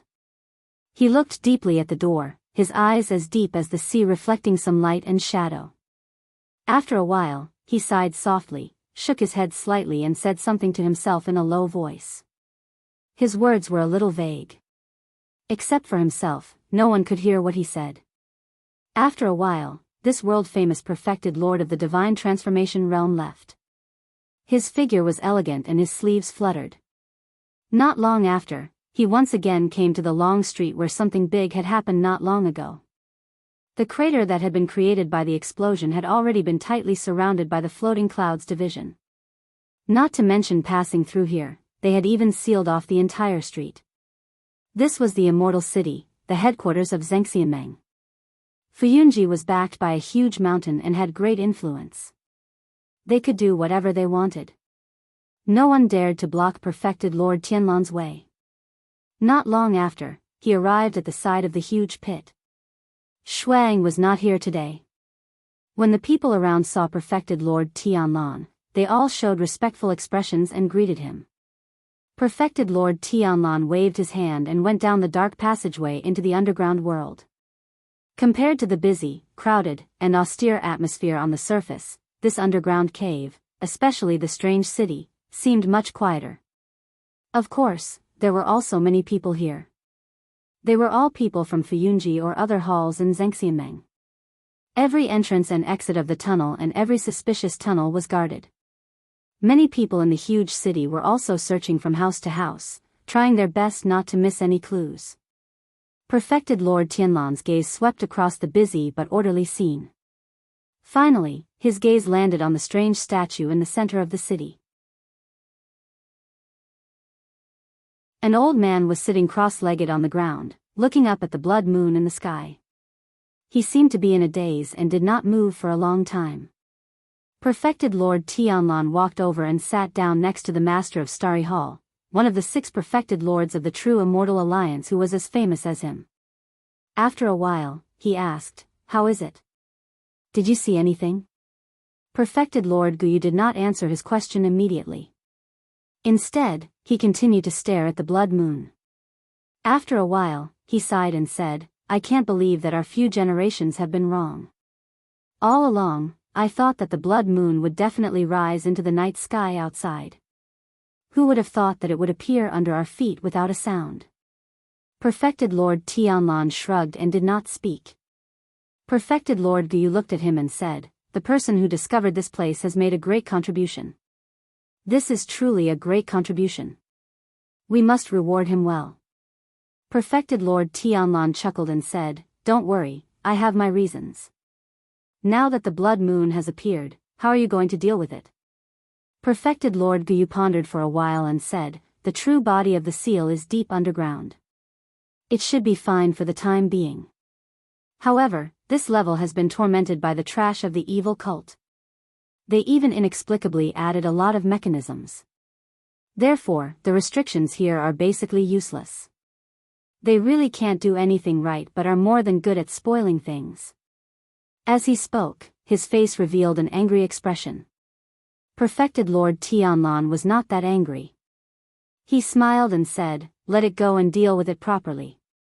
Perfected Lord Guyu was a little surprised. He took another look at him and said, "What's wrong with you today? Why are you in such a good mood?" Perfected Lord Tianlan thought for a while and said, "I plan to organize a disciple acceptance ceremony. You should come over too. I'll call a few other old fellows." Perfected Lord Guyu's expression changed and revealed a rare look of surprise. He said, "You? Who's so lucky? He's ascending to the heavens in one step."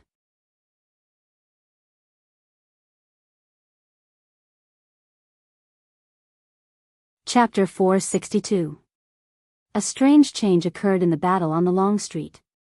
The Fuyan division was about to suffer a humiliating and crushing defeat that had not been seen for many years. In the center of the cultivation world, in the celestial city, under the attention of countless people, they were slapped in the face by the devil cult. They were utterly humiliated. However, things took a turn for the better in the end. Under the leadership of the wise Zhengxianmeng and several deity transformation stage deities, the strong and tenacious Fuyunji remained calm in the face of danger. The more they suffered, the braver they became. They found a chance of survival in the desperate situation. With the help of a powerful shadow that had infiltrated the devil cult, they broke the devil cult's trap and killed their way into the devil's cave. Finally, they destroyed the devil cult's lair that had been operating in the immortal city for decades. They killed and captured more than 100 devil cult demons. Although the only flaw was that the devil cult's chief ghost elder still managed to escape, this battle had already dealt a heavy blow to the devil cult's vitality and greatly boosted the morale of the righteous path of the world. It also proved once again that the Fuyan division was indeed an iron army personally created by Lord Tianlan. They were the guardians of justice, and they were the masters of steel that always upheld justice and justice. Isn't this boasting a bit too much? Lu Chen held the notice in his hand and looked at Old Ma with a helpless expression. At this time, in Lu Chen's room, Old Ma and White Lotus were all there. The black dog that was injured in the battle on the Long Street was also there. However, this time it was not lying on the ground.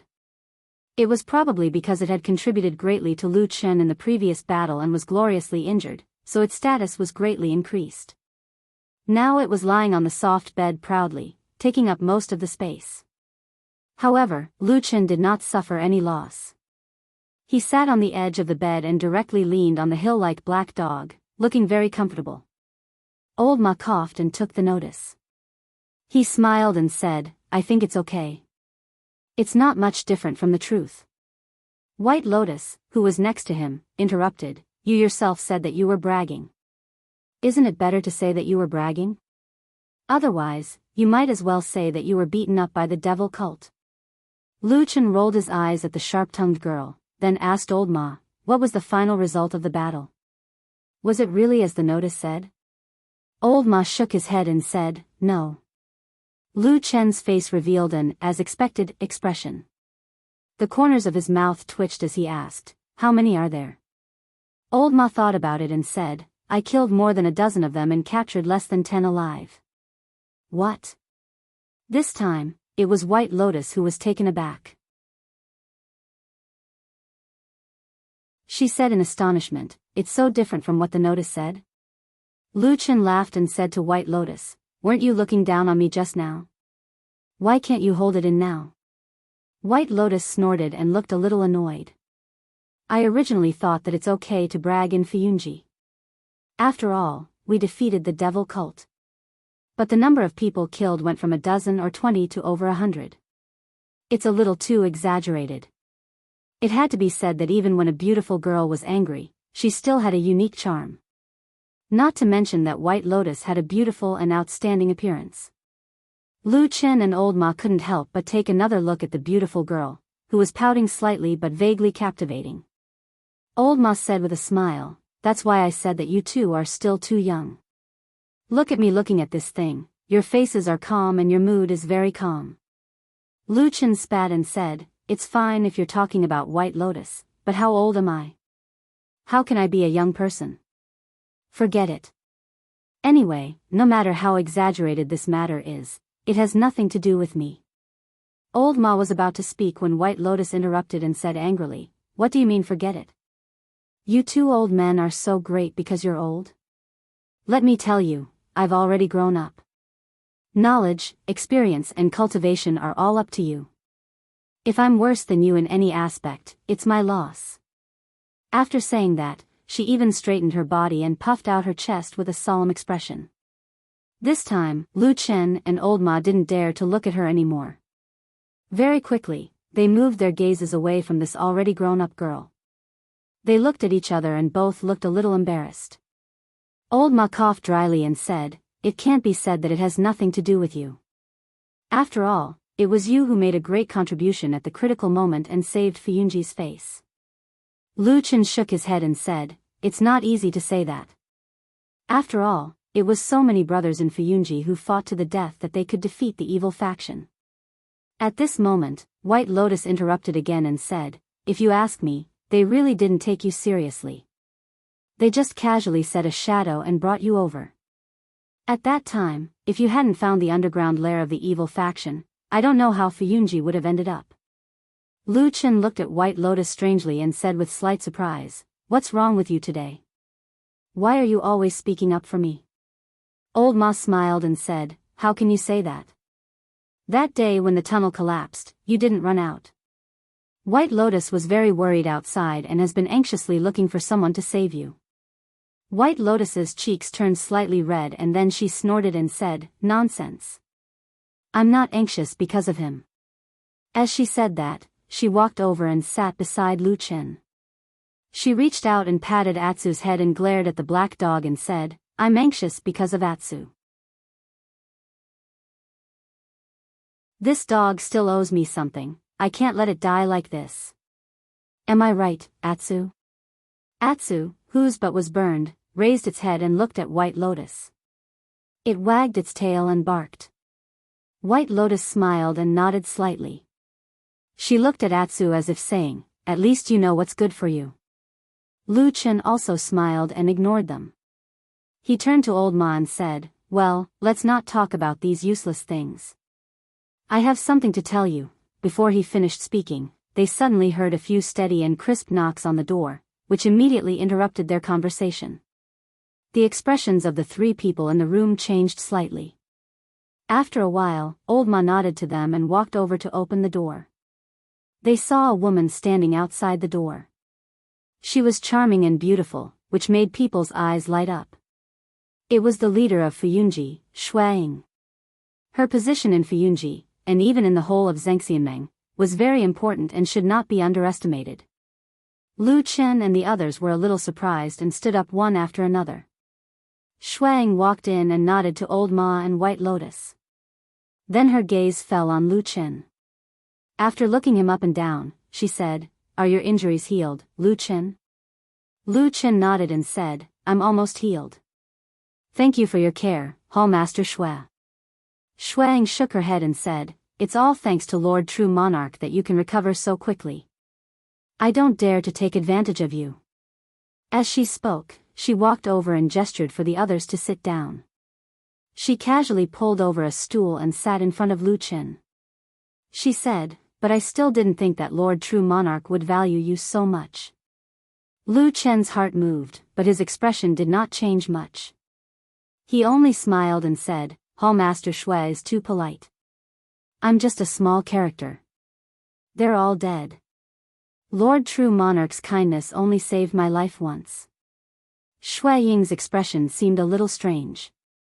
She stared at Lu Chen for a while with deep meaning in her eyes. Then she said calmly, I came here especially for you. Pack your things and come with me. The disciple acceptance ceremony will be held in 3 days. Come with me to Heavenly Dragon Mountain. Lu Chen was startled. Before he could speak, White Lotus, who was beside him, interrupted in surprise, disciple acceptance.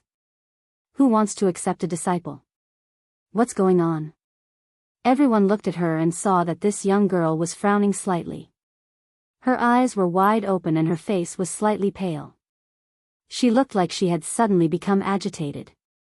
However, the few people present were all experienced individuals with sharp eyes.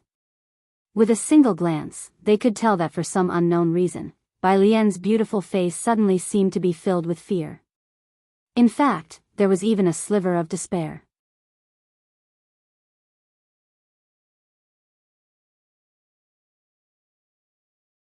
Chapter 463.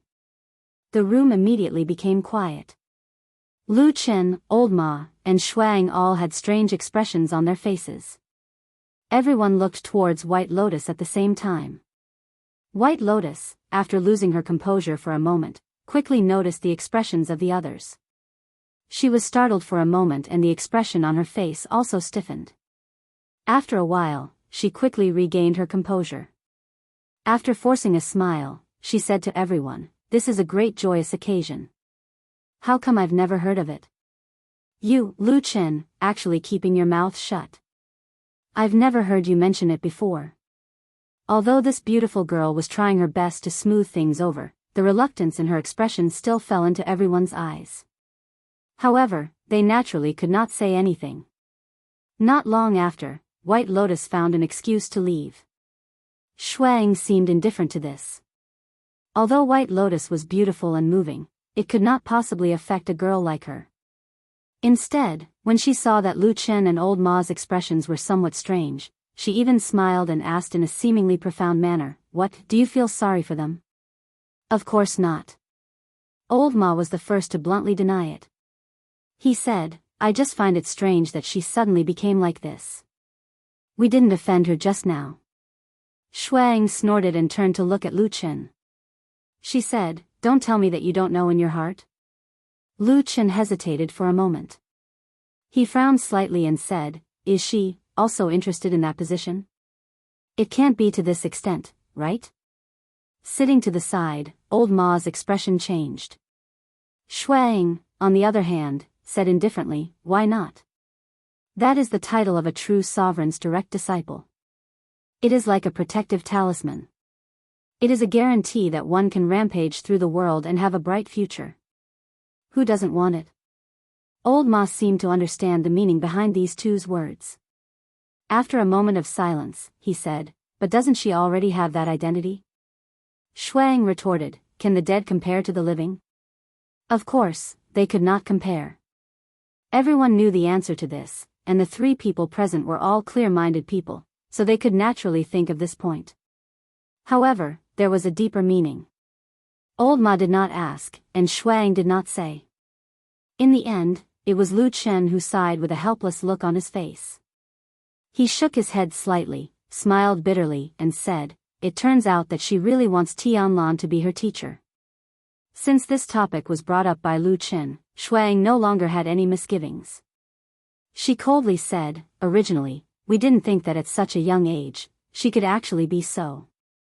She was probably too embarrassed to say something like, "shameless." Shuang snorted and changed the topic. Lord True Monarch took her in back then and announced it to the world. Naturally, she had some use for it. However, I didn't think that she could actually forget her teacher's kindness so quickly and want to climb higher. At this point, the meaning was already very clear. Shuang obviously thought that after her teacher, Hakushin Jinkuan, died, White Lotus had instantly forgotten her teacher's kindness in raising her. She even disregarded the unclear relationship between True Monarch Tianlan and Hakushin Jinkuan's death and tried in vain to become True Monarch Tianlan's disciple again. As for true monarch Tianlan taking her in and not killing her, of course, it was to show the world that he had nothing to do with Hakushin Jinkuin's death. I've already taken in that senior brother's little disciple, am I not afraid of raising a tiger in my bosom? Besides, isn't it too much for me to plot and kill senior brother Bai Chen? That was the gist of it.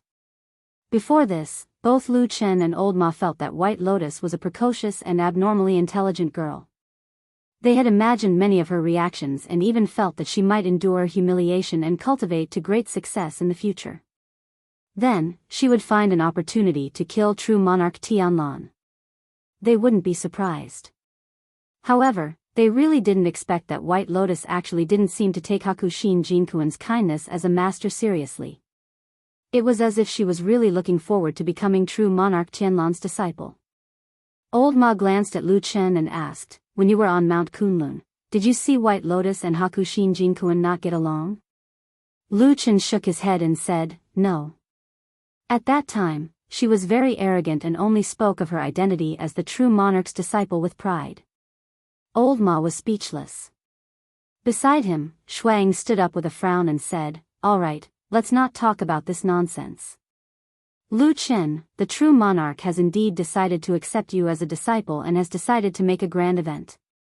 In addition to announcing it to the world, he will also invite 5 other true monarchs of the Immortal Alliance to witness it in the main hall of Mount Tianlong's Fuyunji. At the same time, he will announce your past achievements. Old Ma and Lu Chen were shocked at the same time. Old Ma was anxious and asked in surprise, Hall Master, do you mean that Lu Chen's past deeds in the devil cult will also be mentioned? Shuang nodded and said, yes. Old Ma was speechless while Lu Chen sat in the distance without moving. After a while, he said in a low voice, are you all afraid that I won't die quickly enough? What he did in the devil cult was certainly a great achievement for the righteous path and Zhengxianmeng, but for the devil cult, it was a blood feud. So much so that he had to hide his name for more than 10 years after the Battle of the Desolate Valley. He was afraid that the devil cult would madly pursue and kill him for revenge.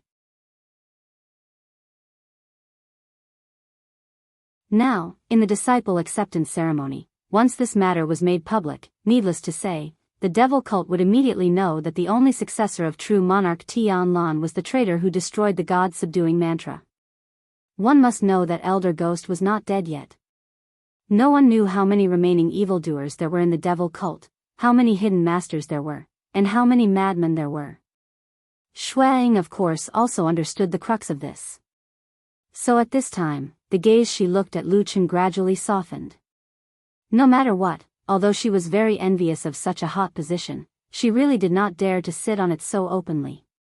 This is true monarch's intention. Shuang slowed down her tone and said to Lu Chen with a hint of comfort, before I went down the mountain, true monarch specially asked me to come over and explain this to you. His original words were, as his disciple and the successor of the Tian character Taoist name in Kunlun, these are all small difficulties, nothing to him. Lu Chen snorted and said, he is a deity realm true monarch, naturally it is nothing to him. Shuang ignored the resentment in Lu Chen's words. She just coughed lightly and said, he also said, either you are afraid, don't go up the mountain to be his disciple, leave the immortal city, and never appear in front of him again, or you deal with everything yourself. If you die in the hands of the devil cult's evildoers in the future, it is because you are useless. Lu Chen's expression was indifferent. After a while, he stood up and said, let's go up the mountain. Old Ma wanted to say something but stopped. He stretched out his hand as if he wanted to stop him, but in the end, his hand fell down powerlessly. A trace of a smile appeared on Shuaying's face. But when Lu Chen walked past Shuaying, his footsteps suddenly paused, then he turned to look at Shuaying. After a while, he suddenly said, in those words just now, you probably added some oil to the fire, right? He said indifferently, although I always scold that Baldy for being shameless and a bastard, that person would never say such heartless words to me. As he said this, he ignored Shuaying's suddenly somewhat stiff expression and walked past her.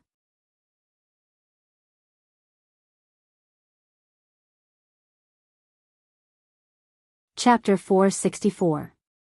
On Mount Tianlong, inside the Kunlun Hall.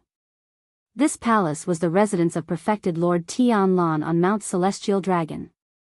As the residence of a divine transformation realm perfected lord who stood at the peak of the human cultivation world, this palace was built in a lofty and magnificent manner, which matched perfected Lord Tianlan's towering and burly appearance. From afar, he looked like a legendary giant overlooking the mortal world. As for the name Kunlun, needless to say, it was naturally from true Lord Tianlan's own sect, the Kunlun Party. Over the years, countless people had flattered true Lord Tianlan here, saying that he did not forget his roots, that he cared about his hometown and sect, and that he was truly a person with true feelings. Of course, such treatment was only given to perfected Lord Tianlan alone. If it was any other person, everyone would probably say something along the lines of, "This lad is stupid and disrespectful, going against the sect.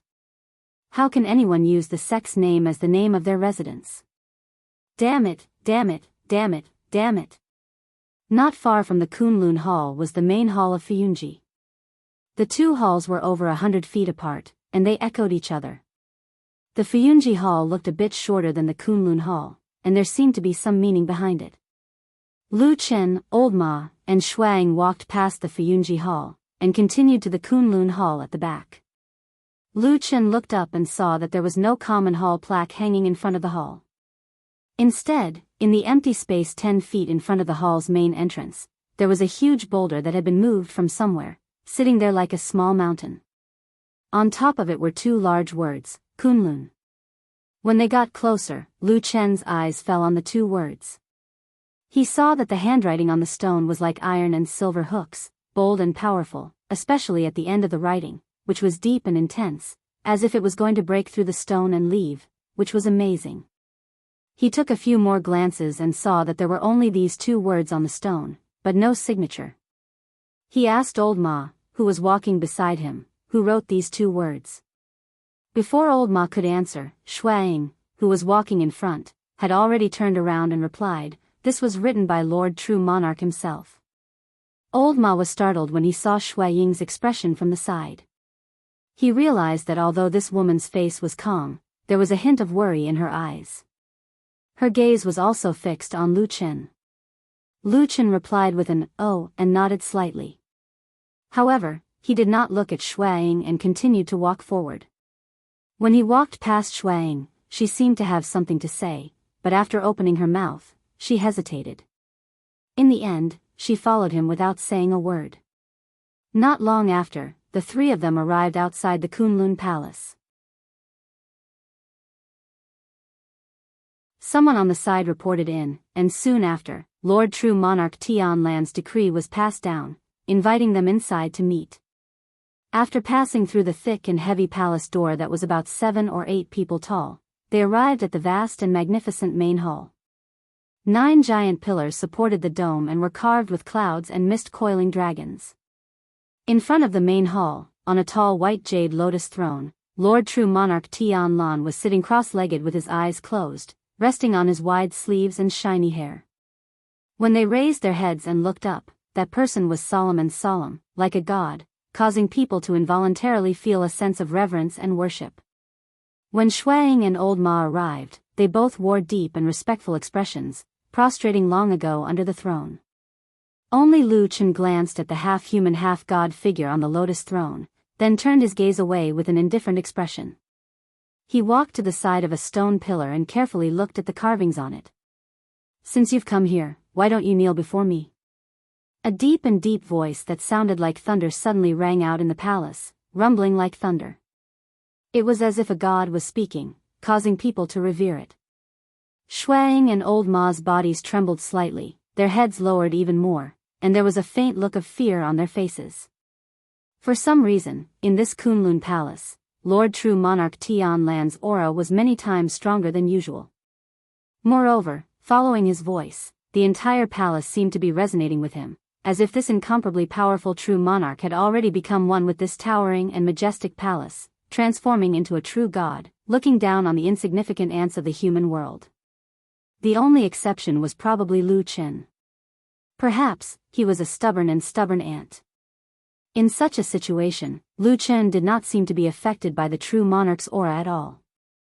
He only waved his hand and did not even turn his head. There was even a hint of impatience in his tone as he said, "You haven't acknowledged me as your master yet. It won't be too late to kneel after you've acknowledged me as your master." On the lotus throne, Lord True Monarch Tianlan suddenly opened his eyes. At that moment, there seemed to be endless surging waves in the depths of his eyes, as if the world was spinning and there was a violent storm. He looked like a god or a demon. In the quiet palace, there seemed to be thunder and lightning exploding in the silence. The atmosphere was terrifying, as if it was about to freeze one's blood. After a moment, the terrifying demon-like light and shadow retracted into his eyes. Lord True Monarch Tianlan blinked and chuckled, "Oh, that's fine too." After casually asking a few questions, Lord True Monarch Tianlan ordered Shuang and Old Ma to leave first. After the two of them left the Kunlun Palace, they walked all the way to the side of the huge boulder with the words, Kunlun, carved on it. Only then did they both heave a sigh of relief, feeling the terrifying pressure that had been pressing down on their hearts slowly recede. The two of them looked at each other with reverence on their faces. Old Ma sighed and said with lingering fear, "I don't know why, but every time I come here to have an audience with Lord True Monarch, I always feel uneasy. I'm especially reverent towards Lord True Monarch." Shuang seemed to have the same feeling. However, her cultivation was high and she was shrewd, so she quickly regained her composure. However, there was still a trace of anxiety in her eyes. She turned back to look at the palace. At the side, Old Ma coughed and said, "Hall Master, don't worry. Lu Chen is not a talkative person. He knows what he should say and what he shouldn't say." Shuang turned back to look at Old Ma and raised her eyebrows slightly. "Really?" Old Ma said frankly, "I've known him for many years. Other than Lord True Monarch, there shouldn't be anyone in the world who knows him better than me." Shuang slowly nodded.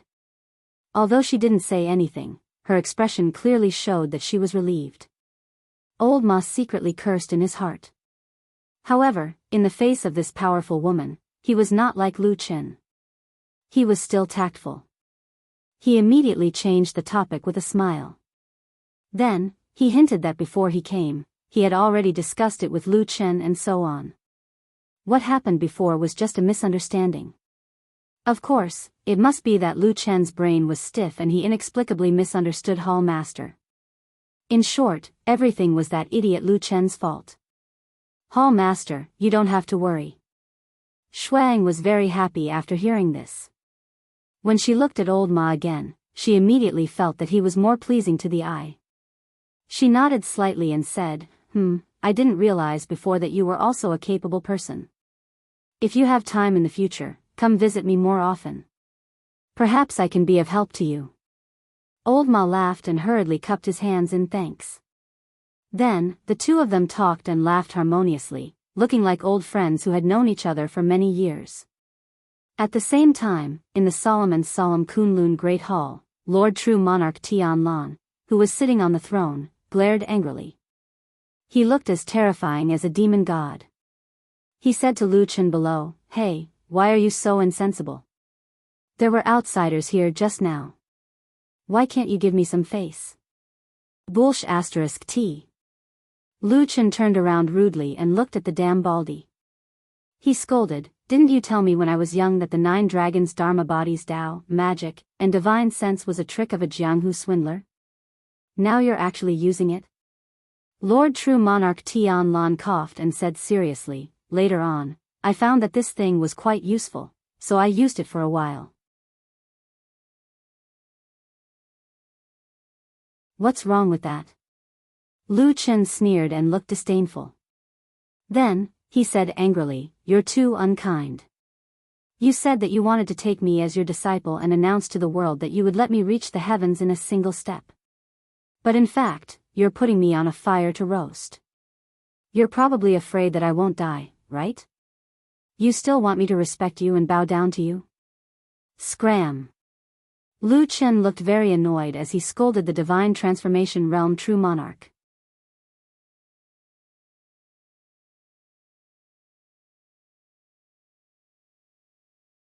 Chapter 465. In today's Zhengxianmeng, Fuyunji could be said to be the most powerful hall, and this strength was not only in terms of combat power, but also in many other aspects. The most obvious one was the execution and efficiency of doing things. Overstaffed was basically the most appropriate description of the many halls in Zhengxianmeng. Many years of rule and ease had long made everyone lax. Anyway, the dirtiest, most tiring and most dangerous work was done by those idiots in Fuyunji. Wouldn't they be stupid if they didn't enjoy it? At the very most, they would just have to give in to the arrogant soldiers and valiant generals of the Floating Clouds Company. Furthermore, even if things got out of hand, everyone had their own backing. Was the Floating Clouds Company backed by perfected Lord Tianlan? I have one here too. In short, even if they quarreled, at the end of the day, it was for the world's righteousness, justice, the overall situation of the righteous path and other more important things.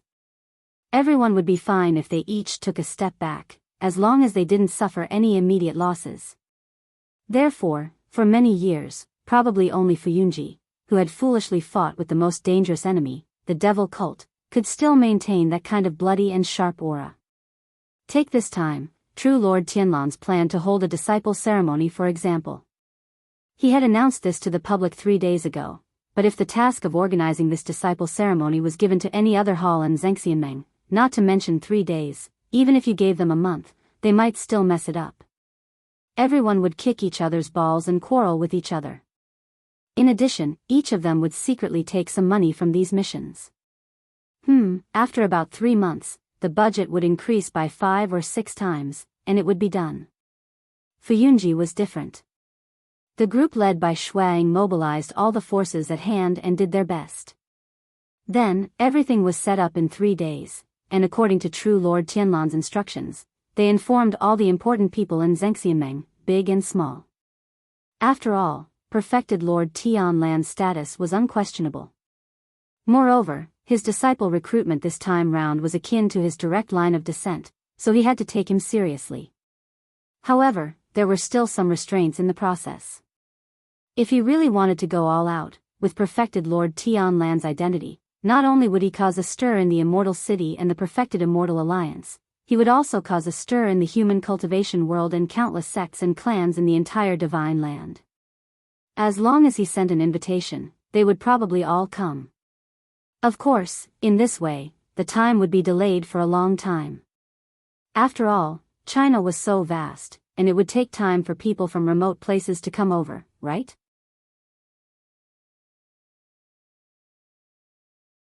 Shuang, who personally presided over and organized the apprenticeship ceremony, had even specifically consulted true Lord Tianlan about this matter. At first, true Lord Tianlan had hesitated because it seemed that this damn Baldy really wanted to hold a world-shaking ceremony. However, in the end, this matter was indeed too troublesome. Putting aside everything else, once the invitations were sent out, by the time the ceremony began, there would at least be an extra 100,000 cultivators in the Immortal City, right? At that time, how would they be managed? How would they be settled? These were all headache-inducing problems. Therefore, after discussing with Shuang, perfected Lord Tianlan gave up this somewhat unrealistic idea and decided to only invite his friends from the Immortal Alliance who were currently in the Immortal City to attend the ceremony. On this day, the entire Celestial Dragon Mountain and the huge Immortal City seemed to have fallen into a carnival atmosphere. Everywhere in Zhengxianmeng was decorated with lanterns and streamers. The usually solemn Kunlun Hall was also filled with a joyous atmosphere. Since early in the morning, there had been many cultivators walking around. At the same time, as time passed, more and more cultivators from Zhengxianmeng arrived. Everyone called out to their friends with smiles on their faces. Each of them looked harmonious and humorous. At the same time, they laughed and guessed who the luckiest person in the world was. What was his identity and origin? Why had they never heard of this person before? Who would have thought that the best seat in Zhengxianmeng that everyone had been longing for decades would actually be taken by this stranger? There were too many such things to count. At least, most people knew nothing about this young man called Lu Chen who suddenly appeared out of nowhere. Then, they felt jealousy and hatred towards him. Why didn't I encounter such a thing as a free lunch in the sky? That guy didn't do anything. He was unknown, but he gained the trust of a divine transformation stage perfected lord. Then, he rose to the top in one step. Was there any fairness in this world? Why wasn't that person me? These were the thoughts and voices that lingered in the minds of many people. As for the real identity and origin of Lu Qin, no one actually tried to get to the bottom of it. If a divine transformation stage perfected lord took a fancy to you and accepted you as a disciple, of course, there would be no problem. It was possible that their old man had lost his mind. However, as the strongest and youngest divine transformation stage perfected lord among the 6 perfected lords, although many people disliked him, no one had ever doubted his strength and judgment. Around noon, the most famous divine transformation stage perfected lords in Zhengxiameng came leisurely on colorful clouds.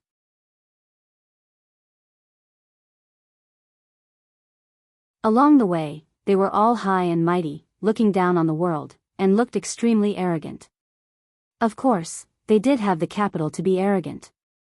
In the secular world, the people of Zhengxiameng had always respected them and regarded them as half-human and half-god figures. Perfected Lord Tianlan personally came to the entrance of the main hall of Kunlun and bowed to these 5 old brothers. Everyone stood together. The 6 divine transformation stage perfected lords of Zhengxiameng were awe-inspiring and powerful. Although they were just chatting, there was a large empty space around them. There was a faint sound of wind and thunder, which was awe-inspiring.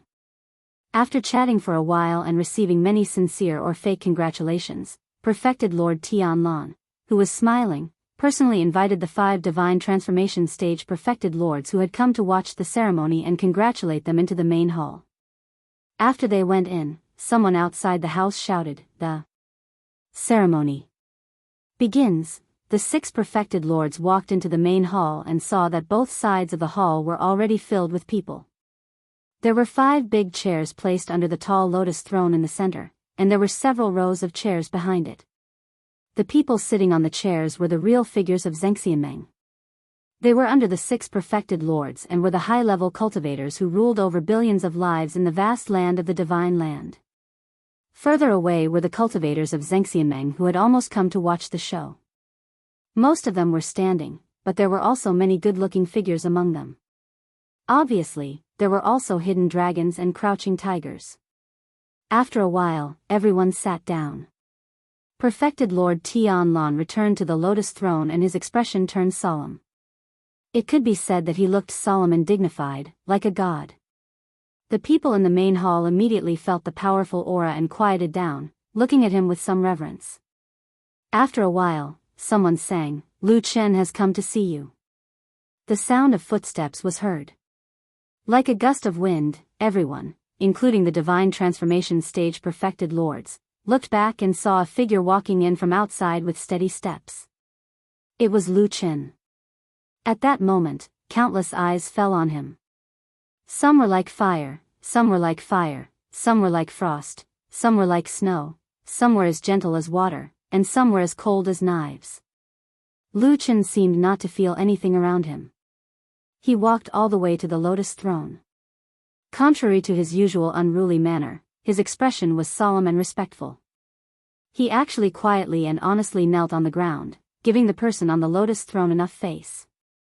He clearly kowtowed a few times, and then said in a voice that everyone in the main hall could hear, "Disciple Lu Qin pays respect to master." After saying that, he lowered his body and closed his eyes slightly.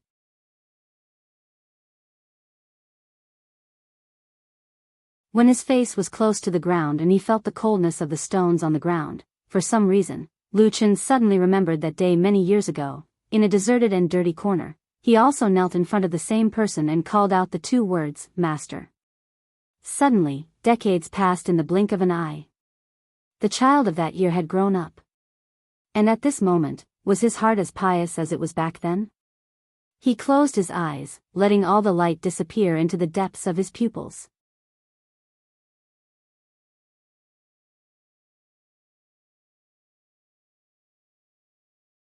Chapter 466. Good, get up. Lord Tianlan, who was sitting on the lotus throne, smiled and looked at Lu Qin as he stood up. He nodded slightly, as if he was very satisfied with this disciple he had just accepted. What followed next was the usual procedure of acknowledging a master as a disciple. The only difference was that some people simply kowtowed 3 times. However, since Supreme Lord Tianlan had made such a big scene, he naturally had to do it from the beginning to the end. There was even someone who was singing at the side. Moreover, this person had a high status and was very eye-catching. It was the Floating Clouds Division's Hall Master, Shuang. During the ceremony, Lu Chen's eyes inadvertently swept across the crowd next to him. Other than the 5 prominent perfected gods in the front row, there was a group of people standing in the front row, and many of them were familiar faces. That was where the members of the Kunlun party were gathered. Lord Tianlan's current status in the Kunlun party was self-evident. It would not be an exaggeration to say that he was a leading figure. It was only because he did not want to be too troublesome. Otherwise, with his status, if he accepted a disciple, the Kunlun party's sect leader, Yuanying perfected persons, except those who were in seclusion, and those who had some status above the Jin Dan realm would have to come, even if they were thousands of miles away. At this moment, Lu Chen looked over and saw that many people from the Kunlun party had a strange expression on their faces. Standing at the front, other than Masato Kihara and a few other Yuanying perfected persons, the outstanding-looking Su Qingjun was also standing there, staring at Lu Chen with a somewhat complicated expression. Their eyes met for a moment, then Su Qingjun quietly looked away. And at the back of all the people, there was still one person standing there silently. He was young, handsome, in his prime, and talented. He was a proud son of heaven. Among his peers, he had high hopes from his elders and was respected by his peers. Other than Su Qingjun, there was almost no one else who could be compared to him. He was he. He had thought that the person in the limelight was him. For this, he had even betrayed his own master and worked hard for the person on the lotus throne, risking his life for his great cause. He had thought that everything was his. Until today, when he saw Lu Chen standing in the crowd. His eyes had been fixed on the person who had stolen everything from him. If his eyes could turn into a blade, he would have cut him into pieces and turned his bones into ashes. But the fact was that he could not get what he wanted, so he could only desperately suppress himself. His hatred, jealousy, and anger turned into sharp blades that could not hurt others, but were cutting himself. He did not even dare to raise his head to look at the lofty perfected Lord Tianlan, because he was afraid that a single glance would expose his hatred and alarm that person. In that case, what awaited him might be a tragic death. Why does such a person exist in this world? He thought fiercely in his heart. He stared at Lu Chen and unsurprisingly recognized him. He remembered that he was the one who had forced Lu Chen into the Dragon River in the Land of Chaos. But in just a few years, he had become perfected Lord Tianlan's direct disciple. Perhaps he would inherit his legacy in the future. And then steal everything from him? So all of you were lying to me. He slowly said in his heart, word by word. After the disciple acceptance ceremony was over, Shuang turned to perfected Lord Tianlan with a questioning look in her eyes. Perfected Lord Tianlan nodded. He floated down from the lotus throne and landed beside Lu Chen. His expression was solemn, but he held Lu Chen's right hand and said loudly, "From today onwards, I will give you the Taoist name, Tian, and the name, Ying." As he spoke, he looked around and pointed to the sky and then to the ground with a solemn expression. Heaven and earth Kunlun, passed down from generation to generation. Lu Chen knelt down in front of him again and kowtowed. One person in each generation, heaven will never be extinguished. Perfected Lord Tianlan laughed and helped Lu Chen up. At this time, the divine transformation realm perfected lords who were watching the ceremony also stood up with a smile. The huge hall of Kunlun was filled with clamor. Countless gazes of envy, joy, and jealousy were looking at Lu Chen. Perfected Lord Tianlan pulled Lu Chen to the front row and introduced his disciple to the 5 high and mighty divine transformation realm perfected lords one by one. The 5 of them smiled and agreed. Then, they each took out a gift for Lu Chen. Lu Chen wore a smile and a respectful expression, looking like the most honest and humble young man. He greeted the 5 seniors with a smile and flattered them before accepting the gifts one by one. With the help of the Divine Transformation Realm Perfected Lords, Lu Chen's current identity was completely different. Not only was he a disciple of Perfected Lord Tianlan, he had also obtained the inheritance of the Heaven Dao name that Perfected Lord Tianlan had announced to the world. Almost all the cultivators present knew what this meant. In the thousands of years of history of the Kunlun party, almost all the people who inherited this Dao name would become influential figures in the future. Out of 10, 70 to 80% of them would become the sect leader of the Kunlun party, which was much more important than the personal disciples of ordinary sections. Therefore, these Divine Transformation Realm Perfected Lords should have also understood the reason behind this.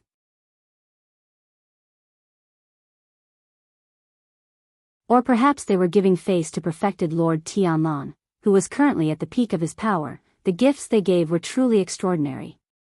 Although they could not be said to be at the level of the extremely rare heavenly treasures, they were all exquisite and precious items that made people drool. One must know that they were basically giving them away for free. As the gifts appeared one after another and were accepted by Lu Chen without the slightest hesitation with a damned humble smile, the praises from the crowd could be said to come wave after wave, and the gazes of envy, jealousy, and hatred were like rolling waves. Of course, there was also he among them, but basically, there was only a bone-deep hatred left. After meeting the 5 Divine Transformation Stage Perfected Cultivators, Perfected Lord Tianlan actually went through the trouble of leading Lu Chen to the seats of the Perfected Cultivators of the Perfected Cultivators of the Perfected Cultivators of the Perfected Cultivators of the Perfected Cultivators of the Perfected Cultivators of the Perfected Cultivators of the Perfected Cultivators of the Perfected Cultivators of the Perfected Cultivators of the Perfected Cultivator Alliance. This caused another uproar, and also let everyone see once again how much Perfected Lord Tianlan doted on this disciple. In the future, if there were conflicts in daily life, they would probably give in to Lu Chen a little more. Well, by the way, don't think that you don't need to give a gift just because you're a Yuanying Realm Perfected Lord. Lu Chen still had a smile on his face, and his expression was gentle. When he was pulled around by his master Perfected Lord Tianlan to greet the smiling seniors around him, his etiquette was simply impeccable. Except for a certain gap in the middle, when he seemed to maintain a smile while gently gritting his teeth, and said in a low voice that only Perfected Lord Tianlan could hear, "I say, don't go too far. These people have never thought of giving you a gift, okay?" Perfected Lord Tianlan seemed to have not heard him at all. With a smile on his face, he continued to pull Lu Chen forward as if he had not heard him. At the same time, he said in a low voice without batting an eyelid, "Are you stupid? I will only accept you as my disciple in my life. If I don't accept more, how can I face myself?" Lu Chen.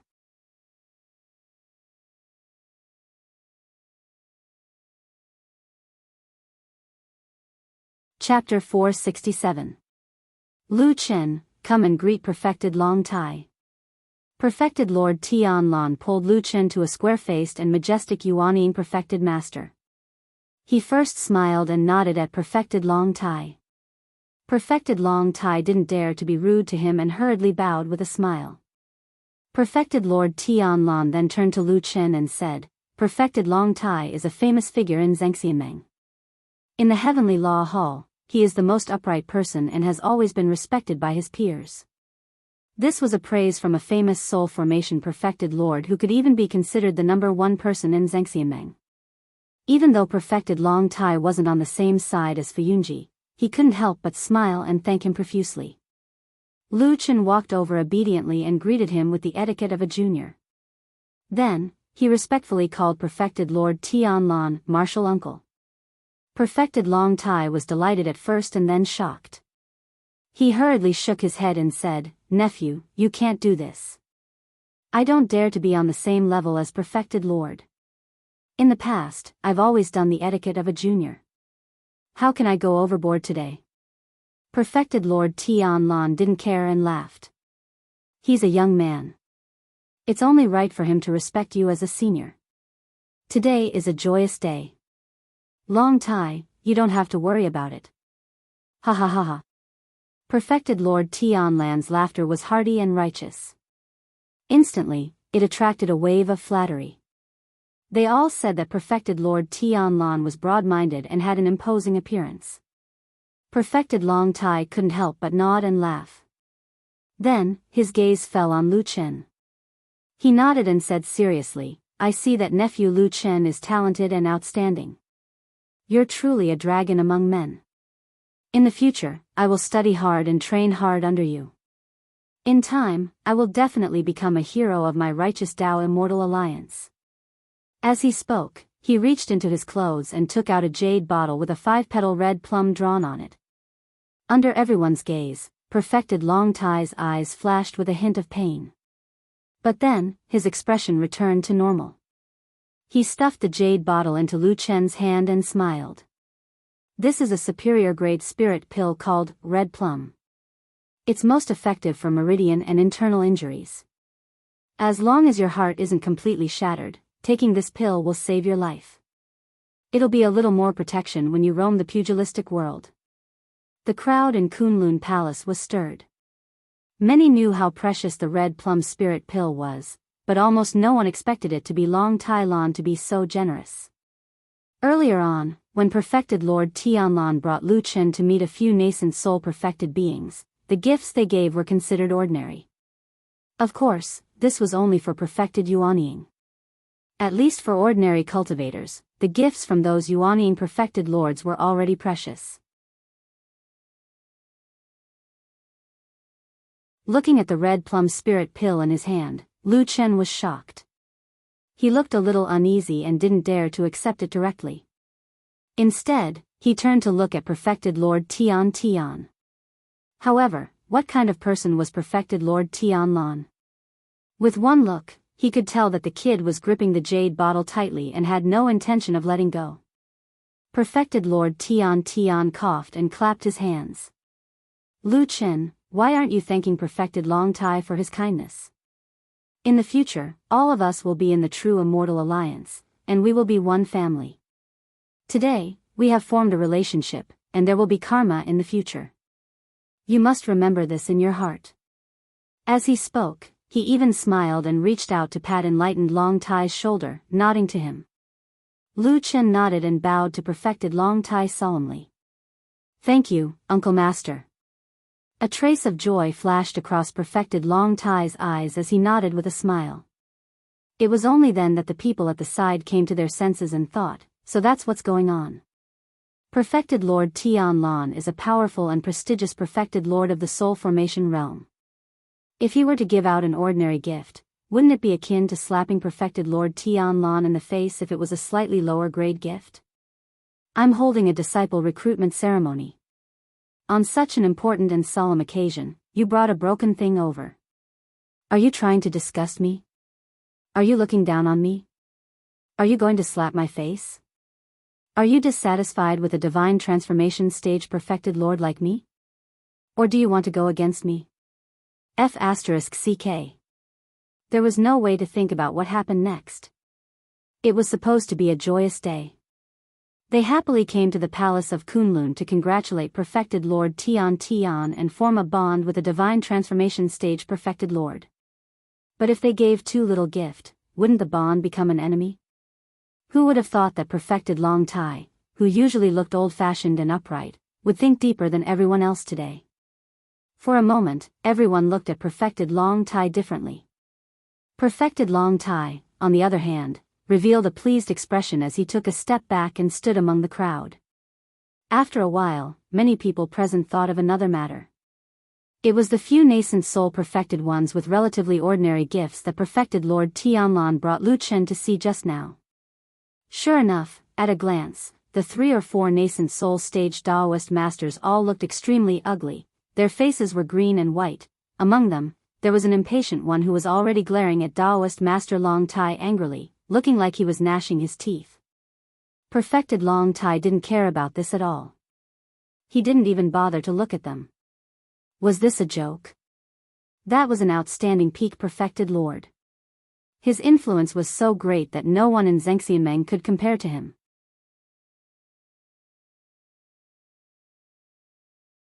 Instead of forming a bond, they would offend him. Go to hell. Compared to that, offending you Yuanying perfected lords is nothing. Anyway, everyone was in the Yuanying realm. Who's afraid of who? With Daoist Master Long Tai's good start, the situation immediately changed. Wherever perfected Lord Tian and Lu Chen went, there would be cheers and laughter. Come, Lu Chen, this is perfected Meng Shan. Greetings, Martial Uncle Meng Shan. Ha, no need to be so courteous. Sigh, nephew Lu Chen has an excellent aptitude. Congratulations to perfected Lord for getting such a good disciple. This is the first time we meet. I have a treasure called Ice Crystal Stone. It came from a 10,000-year-old ice cap. It is a rare item, please accept it. Lu Chen, come over. Greetings, perfected Huang Tan. Greetings, Martial Uncle Huang Tan.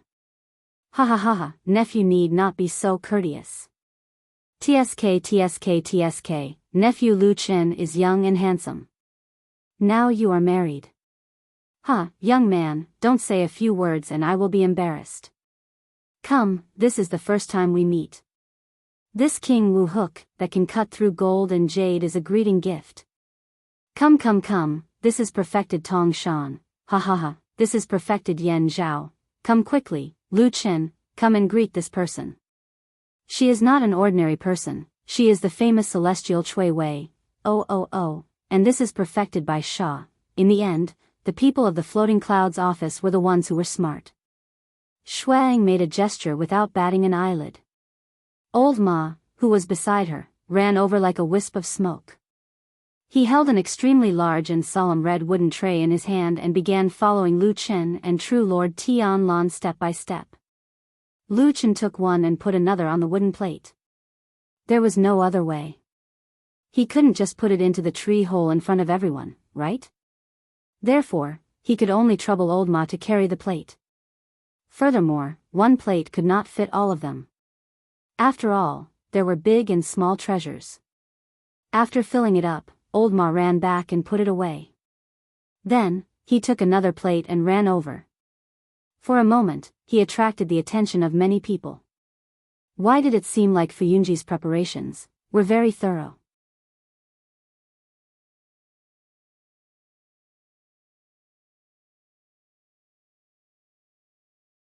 Chapter 468. Unknowingly, the atmosphere in the main hall of the Kunlun slowly became a little strange.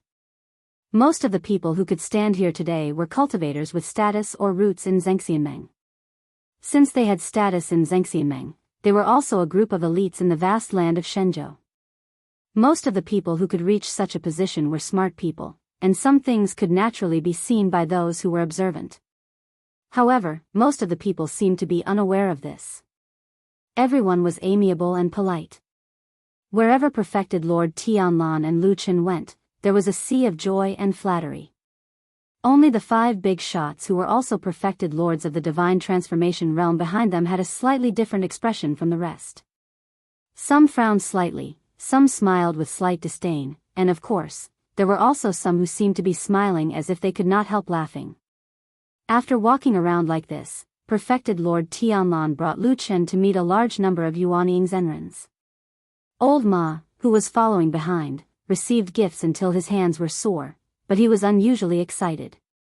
This guy had probably never seen so many rare treasures in his life, and his eyes were almost dazzled.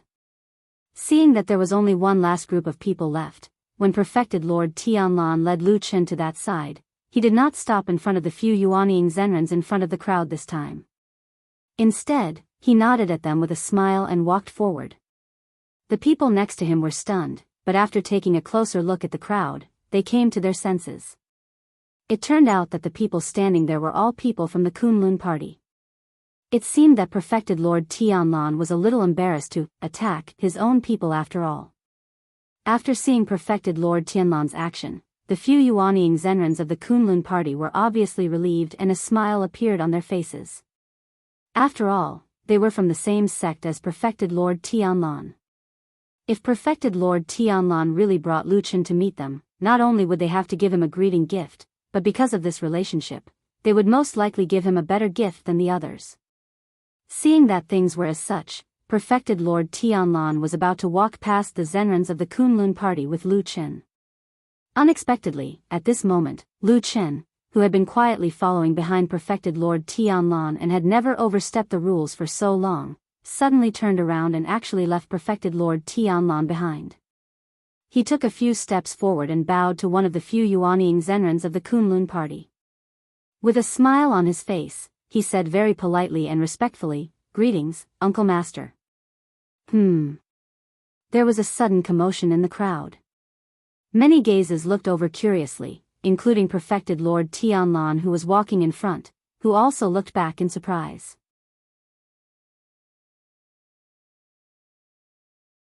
At the end of everyone's line of sight, the person who stood in front of Lu Chen with a stunned expression was Masato Kihara of the Kunlun party. In the crowd, Su Qingjun, who was originally standing behind Masato Kihara with a slightly complicated expression, suddenly saw Lu Chen like this. For a moment, she was also a little surprised and subconsciously took a step forward. Although Masato Kihara was stunned, she was after all a Jinren of the Yuanying Jinren who had cultivated for many years. She had both bearing and experience, so she quickly adjusted herself and laughed. She quickly reached out to help Lu Chen up and said with a smile, "Brother Lu, you can't do this. Usually, when I see your master in the same sect, I also greet him as a junior and call him Uncle Master. From now on, you and I can just treat each other as equals." Lu Chen smiled and nodded. Perfected Lord Tianlan, who was next to him, walked over. He did not seem to be angry, but found it a little funny. Perhaps he was thinking to himself, "Is this guy actually more cunning than me? He even dares to lay his hands on his own people." At the same time, he was also a little curious as to why this disciple of his did not look for anyone else but this Masato Kihara. One must know that in this hall today, the Uncle Master that Lu Chen called out was the most valuable. After half a day, who knew how many treasures he had swindled? Many people understood this logic. Of course, Masato Kihara could also see it. For a moment, his face was a little bitter and he laughed dryly. At this moment, he naturally recognized Lu Chen's appearance. Back then outside Su Qingjuan's cave abode, he had also come into contact with Lu Chen. Therefore, he leaned forward slightly and his expression did not change. However, he lowered his voice and said, "Little Lu, on this big day of yours, why are you staring at me instead of others?" Su Qingjun stood beside her master and heard this sentence clearly. She frowned slightly and looked at Lu Chen with some unfriendliness, as if there was a little anger. Lu Chen also lowered his head slightly and then said in a low voice, "Uncle Master, that year outside the Qingjun sect, you promised to give me something. You haven't given it to me yet." Apart from Su Qingjun, there was also perfected Lord Tianlan who heard this conversation. At this moment, he raised his brows slightly and looked as if he was going to scold Lu Chen and take him away. Suddenly, he steadied himself and then looked at Masato Kihara with a smile that was not a smile. His smile was full of playfulness. Sweat immediately dripped down Masato Kihara's face. Standing at the side, Su Qingjun was also stunned for a moment. Then, as if she thought of something, the corners of her mouth twitched and she seemed to almost laugh out loud. However, she immediately came to her senses and immediately held back her laughter.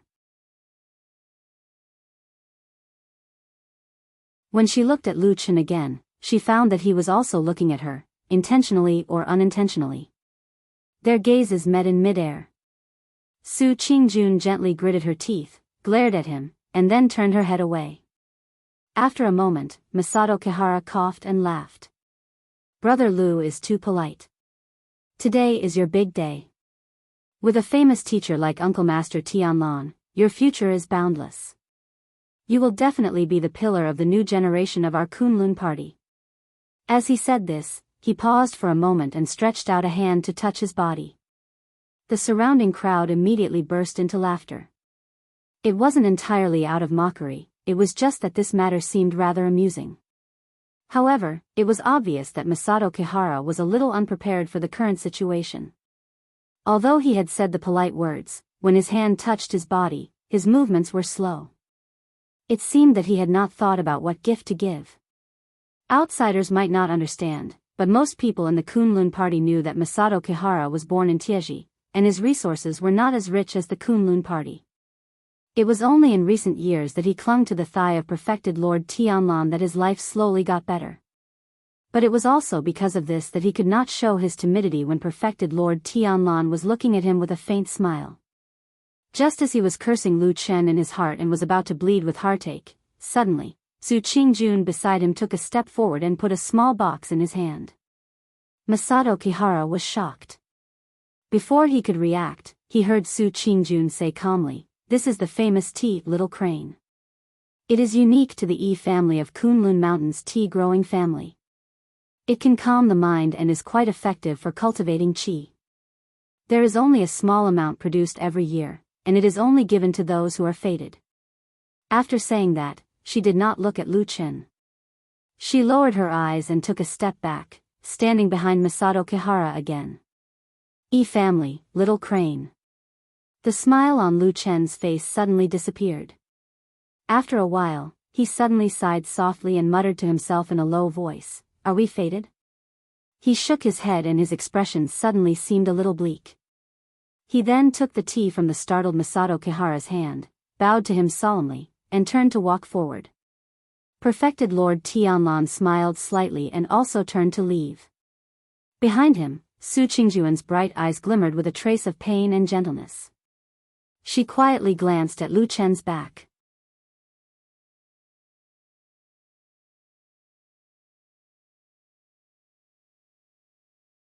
Chapter 469. This clamorous and lively disciple acceptance ceremony that shook the entire immortal city finally came to an end before dusk arrived. Everyone left with a satisfied and joyful smile, walking out of the majestic Kunlun Hall and dispersing in all directions. When night fell, the Kunlun Hall finally regained its silence. Looking out from the hall and through the door, one could see a bright moon slowly rising, radiating a bright and gentle light that shone on the mortal world. At this moment, there were only 2 people left in the huge hall.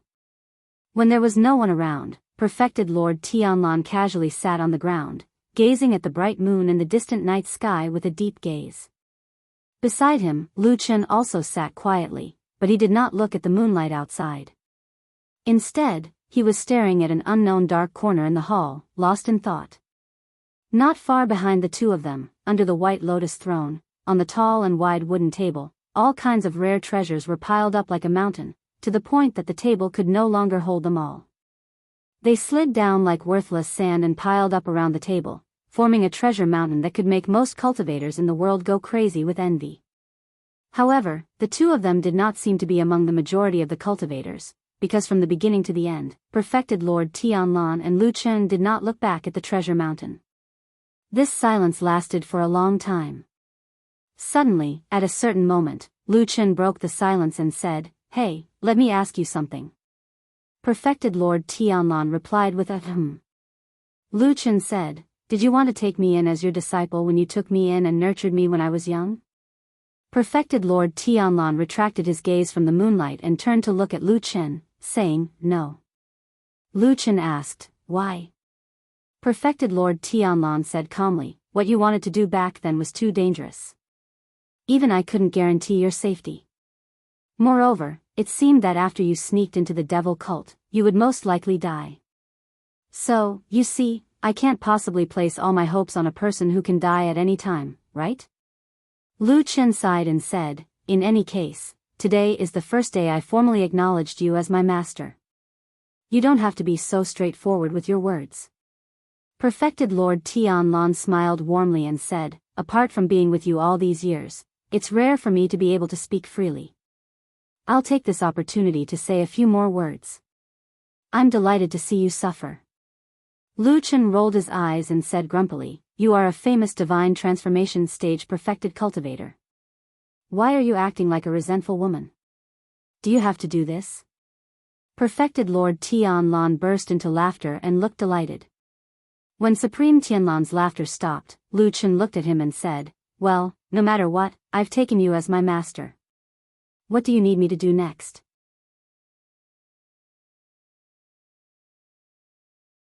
Perfected Lord Tianlan's eyes flickered as if he was curious. He looked at his disciple with a smile and said, "That's strange. If other people were to become a disciple of a divine transformation stage perfected cultivator, needless to say, the first thing they would do would be to obtain various cultivation resources from their master and cultivate to their heart's content. It would take at least a few years, and at most a dozen years.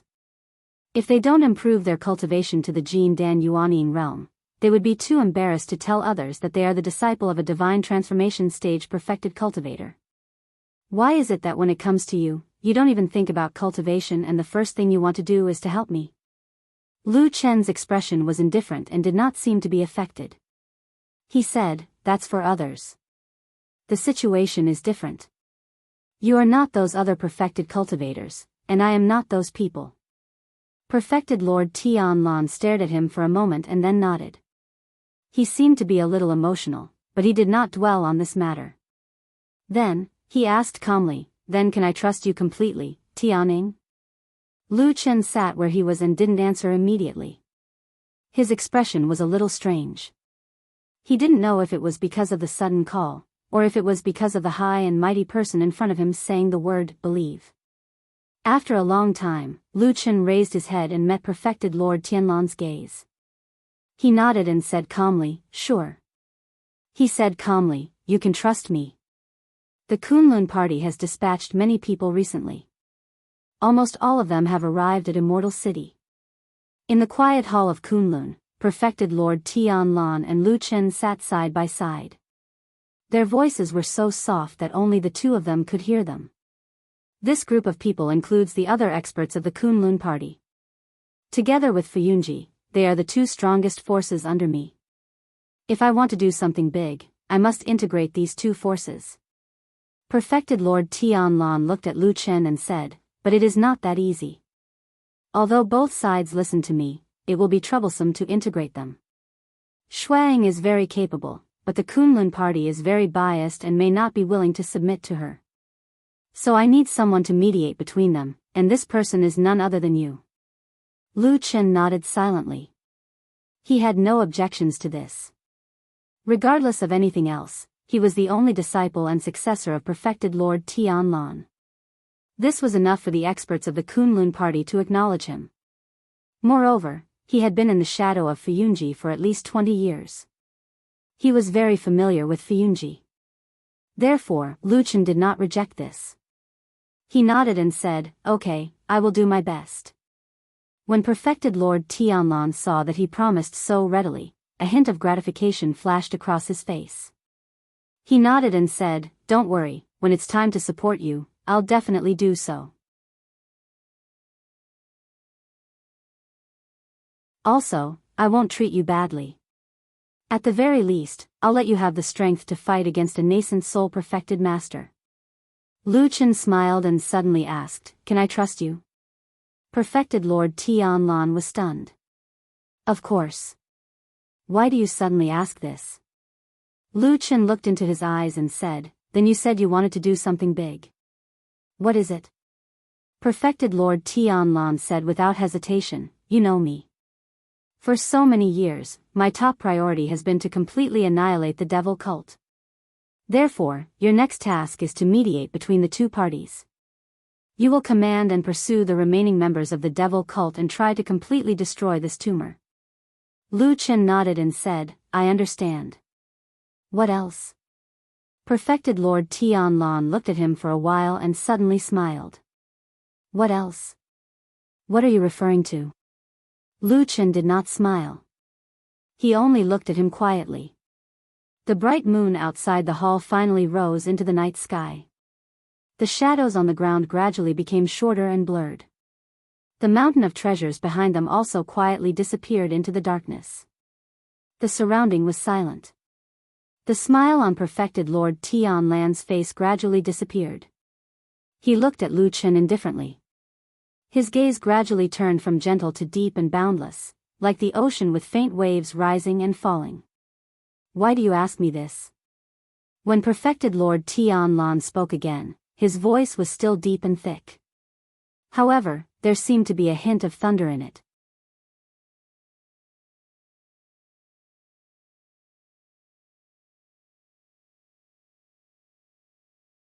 Chapter 470. The hall was silent for a long time until Lu Chen's voice rang out. I've been in the devil cult for too long and I know them better than anyone else. Although the devil cult has a great reputation and is very ferocious, and there are still some demonic remnants appearing from time to time, but after the Battle of the Desolate Valley more than 10 years ago, they have more or less collapsed. Collapsed? But don't forget that Elder Ghost is still on the run. Even though we have annihilated their lair in the Immortal City Underground Palace a few days ago, he still escaped. Perfected Lord Tianlan asked. Lu Chen said indifferently, he alone is useless. In history, the devil cult had countless even more outstanding geniuses, but in the end, they still inevitably weakened. This is not the key point. Oh, then what is the key point? Tell me. Perfected Lord Tianlan seemed to be interested, and his gaze became calmer. There was even a hint of admiration in his eyes. These complicated and intertwined emotions made him look like a terrifying dragon that was constantly changing its expression. He was hard to fathom. Lu Chen was probably the only person in this world who could speak bluntly in front of this dragon. Or perhaps it was because he strangely maintained an inexplicable calmness. Their foundation has been destroyed. Perfected Lord Tianlan's eyes flickered. What foundation? People. Lu Chen said calmly, the key to the devil cult spreading its teachings and absorbing new blood to expand and strengthen is that they need many new people, which is the countless ordinary people in the world. As long as there are people who believe in their nonsense, then no matter what kind of setbacks the devil cult encounters, there will be a day where they will rise again. Perfected Lord Tianlan nodded, indeed. In the past, there were some peerless geniuses in the world's righteous path who almost annihilated the devil cult. But as time passed, these evildoers could always rise again. Since the devil cult is so difficult to destroy, why are you so sure now? Because there has never been a Zhengxianmeng before. Lu Chen looked at him and said, in the past, no matter how powerful the geniuses of the righteous path were, they were just people who defied the natural order. At most, they had the power of a sect or sect. But now, Zhengxianmeng controls the cultivation world and his influence covers the whole world. Almost everyone is under the control of the Immortal Alliance. As time goes by, everyone will hear what Zhengxianmeng has announced. They will know that the nonsense of the devil cult cannot be trusted, and it will be harder for them to recruit new blood. Perfected Lord Tianlan laughed. Lu Chen sighed and said, so what if there's Elder Gui? They're still facing a dead end in the end. There's no way out. We're destined to perish. Perfected Lord Tianlan patted his knee gently, looking somewhat relieved. Thank you for your auspicious words. I hope so. Lu Chen was silent for a moment and said, this is the general trend and it won't change anymore. It's just that many people don't understand the devil cult well, so they haven't reacted yet. He raised his head and looked at Perfected Lord Tianlan. However, you're different. Just like me, you've been dealing with this bunch of monster incarnates for decades. I'm sure you'll be able to understand what I can see as well. So I find it strange that the devil cult is just a facade now. You don't need to mobilize a large number of experts from the Kunlun party to help at all. Just the power of Fuyunji alone is enough to destroy them. Perfected Lord Tianlan thought for a moment and said, what you said makes some sense. Lu Chen said, so other than the devil cult, what else do you want to do? At this moment, his expression was unusually serious. He frowned and said, I once infiltrated the devil cult and risked my life for you. I helped you do things and risked my life for you. This is nothing. But I want to know what exactly you want to do. When Perfected Lord Tianlan heard the first sentence, his expression was still a little uncertain. However, when he heard the words of risking his life, his body trembled slightly, as if his heart had been touched. His gaze slowly turned gentle. After a while, he waved his hand lightly. Lu Chen immediately stood up and walked to his side with light footsteps. He then squatted down quietly. Perfected Lord Tianlan started to whisper in his ear. His voice was so low that only Lu Chen could hear it. He listened quietly and remained expressionless from the beginning to the end. The moonlight outside the hall finally moved out of this place, leaving behind complete darkness that was as deep as the sea. Since the birth of Zhengxianmeng, there was probably no one like Lu Chen, who suddenly rose to the sky in one night. From an unknown person, he suddenly rose to the clouds and became an influential person with great power. Of course, this power came from the huge backing of perfected Lord Tianlan. But it was also because of perfected Lord Tianlan's strong and determined attitude that he directly gave Lu Chen incredible power. It showed that he valued this disciple very much and was determined to cultivate him with all his strength. In fact, Lu Chen became the leader of the experts dispatched from the Kunlun party. He was also responsible for negotiating with Shuang, the famous hall master of Fuyunji, about the arrangement of the two parties' forces. At the same time, he also began to intervene in everything related to the devil cult. He could ask about anything related to the devil cult. These two appointments alone were enough to make Lu Chen one of the most popular upstarts in Zhengxianmeng. At the same time, he also controlled an unimaginably huge amount of resources in Zhengxianmeng. No one dared to take him lightly. Because now, whenever Lu Chen went out and introduced himself, he would say with great emotion, "I am Lu Chen, Taoist name Tianing." What? You don't care about Tianing? Then can you please go and talk to perfected Lord Tianlan? There were too many smart people in Zhengxianmeng. They had sharp eyes and could see the situation clearly. Everyone could see that perfected Lord Tianlan, who was the most powerful person in Zhengxianmeng, probably really wanted to cultivate his new disciple this time. As for the other big shots under his command who had already been famous for many years, Thousand Lantern Immortal was far away in Kunlun as the sect leader immortal and was out of his reach. Shuang was in charge of Fuyunji and had great power. However, she had suffered a heavy setback from the devil cult a few days ago. The outside world was saying that perfected Lord Tianlan was dissatisfied with her. Besides, you are just a subordinate. How can you be compared with Lu Chen, a direct disciple with an inherited Taoist name? Perhaps Shuang herself had also recognized this reality.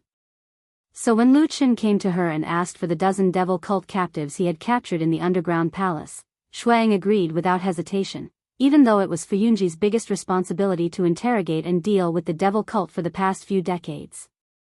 Her straightforwardness even surprised Lu Chen a little, but Lu Chen did not care too much.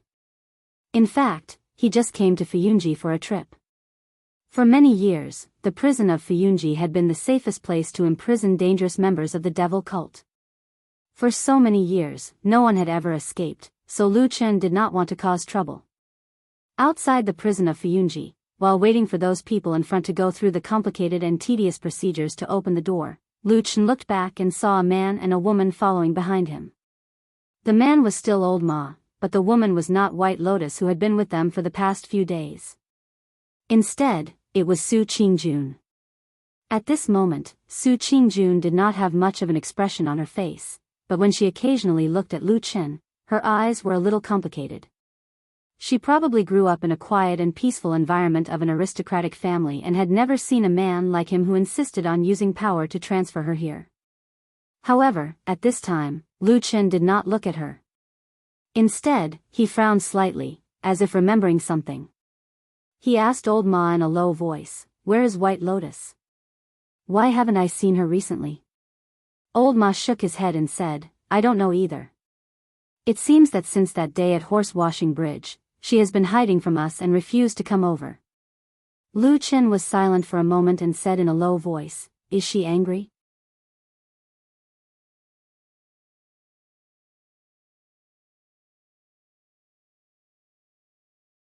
Chapter 471.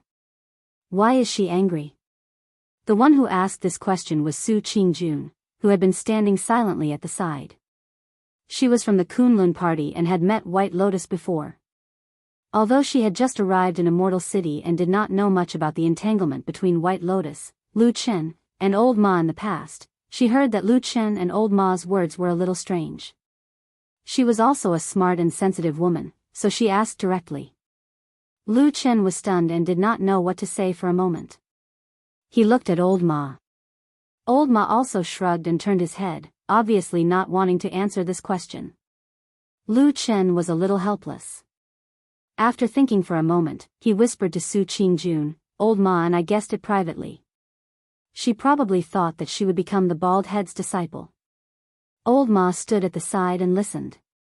Suddenly, his heart moved slightly, and he glanced at Lu Chen.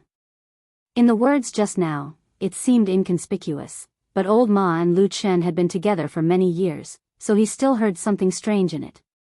For many years, Lu Chen had called perfected Lord Tianlan "damn bald head" behind his back, but now, the word "die" was quietly missing. Su Qingjun naturally did not notice this, but she was still surprised by Lu Chen's words. She said in astonishment, "Wasn't White Lotus the disciple of Hakushin Jinkuan? Why would she think of?" Lu Chen shook his head and said, "Not everyone thinks the same as you." With that, he roughly told Su Qingjun about what had happened to White Lotus these days. After listening, Su Qingjun was silent at first, and then she shook her head gently with some pity on her face. She said, "It seems that White Lotus is a little pitiful. At a young age, her master unfortunately passed away before she succeeded in her cultivation. Now she has been taken to stay with Martial Granduncle Tianlan. Maybe she just wants to find someone to rely on." Pitiful? Lu Chen seemed to disagree with Su Qingjun's comment. He said, "That little girl is much more powerful than you think. Don't underestimate her, and don't sympathize with her. Otherwise, you will suffer a big loss in the future." Su Qingjun glanced at Lu Chen with slight surprise and said, "What's wrong with you? You're actually so harsh to a little girl?" Lu Chen was speechless for a moment. It was no wonder that Su Qingjun would behave like this. Indeed, when White Lotus was on Kunlun Mountain in the past, except in front of him, she would show a fierce side. In front of others, she was quiet and peaceful. It seemed that she had really deceived a lot of people. At this time, the door of the prison in front of them opened. Lu Chen did not want to continue on this topic, so he greeted them and walked inside. Su Qingjun seemed to be a little concerned about the relationship between Lu Chen and White Lotus. It seemed that she wanted to say something more. When she took a few steps forward, she suddenly saw Lu Chen turn back and suddenly smile at her. His smile was a little strange. Su Qingjun was a little surprised and said, "Why do you look at me like this?" Lu Chen said with a smile, "I thought of a very funny thing. The seniority between us is like a mess. When we were on Kunlun Mountain, didn't you accept me as a registered disciple?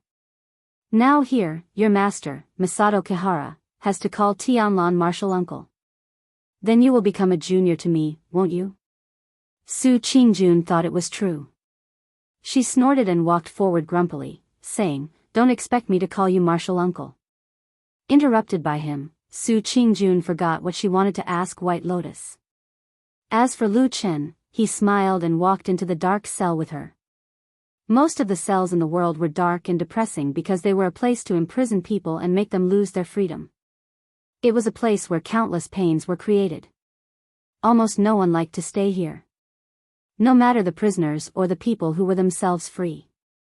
Su Qingjun didn't like this kind of place either, so she was surprised and puzzled that Lu Chen specifically asked her to come here. But she was not a rebellious person. In fact, for so many years, although she carried the name of a genius, she basically didn't do anything too rebellious, whether in her family or in her sect. So she still came here. She was a good daughter in the eyes of everyone in her family. She was a genius disciple in the eyes of her master. Her cultivation was brave and vigorous. It seemed that her life would be smooth sailing according to people's expectations, and she might not even encounter a few big storms. At least so far, Su Qingjun's life was almost like this. The reason why it was more or less the same was because a few years ago, she had also encountered a huge accident and witnessed the death of her younger brother. The past became a knife, hidden in everyone's hearts. From time to time, when they thought of it, they would be cut, which made people feel a little sad. Lu Chen led Su Qingjun forward and from time to time introduced the situation in a low voice to her. As for old Ma, he had been following behind them, his eyes vigilantly looking at the cells around them. This prison was specially set up by the Fuyun office to imprison the evildoers of the devil cult.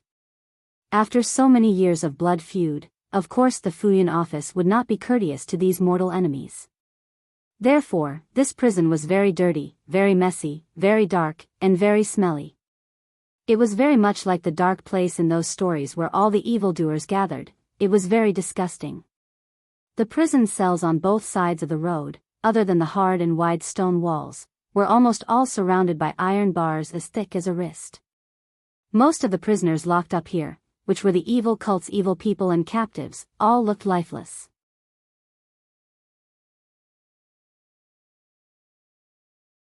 They hid in the dark corners of the cells, as if they were afraid of the light. Occasionally they would look with hatred, or with completely numb eyes at the figures who had just passed by, sitting motionless in the dark. The surroundings were quiet, but this dark prison looked unusually scary. There was even a faint feeling of deprivation of humanity, making people tremble with fear and especially disgusted. Both Lu Chen and Old Ma were indifferent to the uncomfortable situation in this prison. They indifferently walked forward, as if they did not feel anything around them. Only Su Qingjuan's expression turned uglier as she walked, especially when she gradually went deeper into the prison. Slowly she saw more and more terrible mirror images. Her face started to turn pale.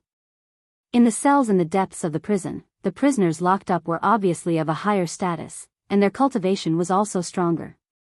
However, more countermeasures had also appeared. Some were chained up, some wore heavy shackles, and some were covered in blood. There were obvious signs of torture, and they looked very miserable. Most of the prisoners here looked very weak. They were groaning in pain, gasping for breath, as if they were the weak and tiny souls in this demonic prison. As they continued to walk forward, when they were about to reach the deepest part of the prison, Su Qingjun suddenly stopped. Her face turned abnormally pale, even bloodless. Because here, in the cell that she had just passed, she inadvertently saw a prisoner in an even more miserable state.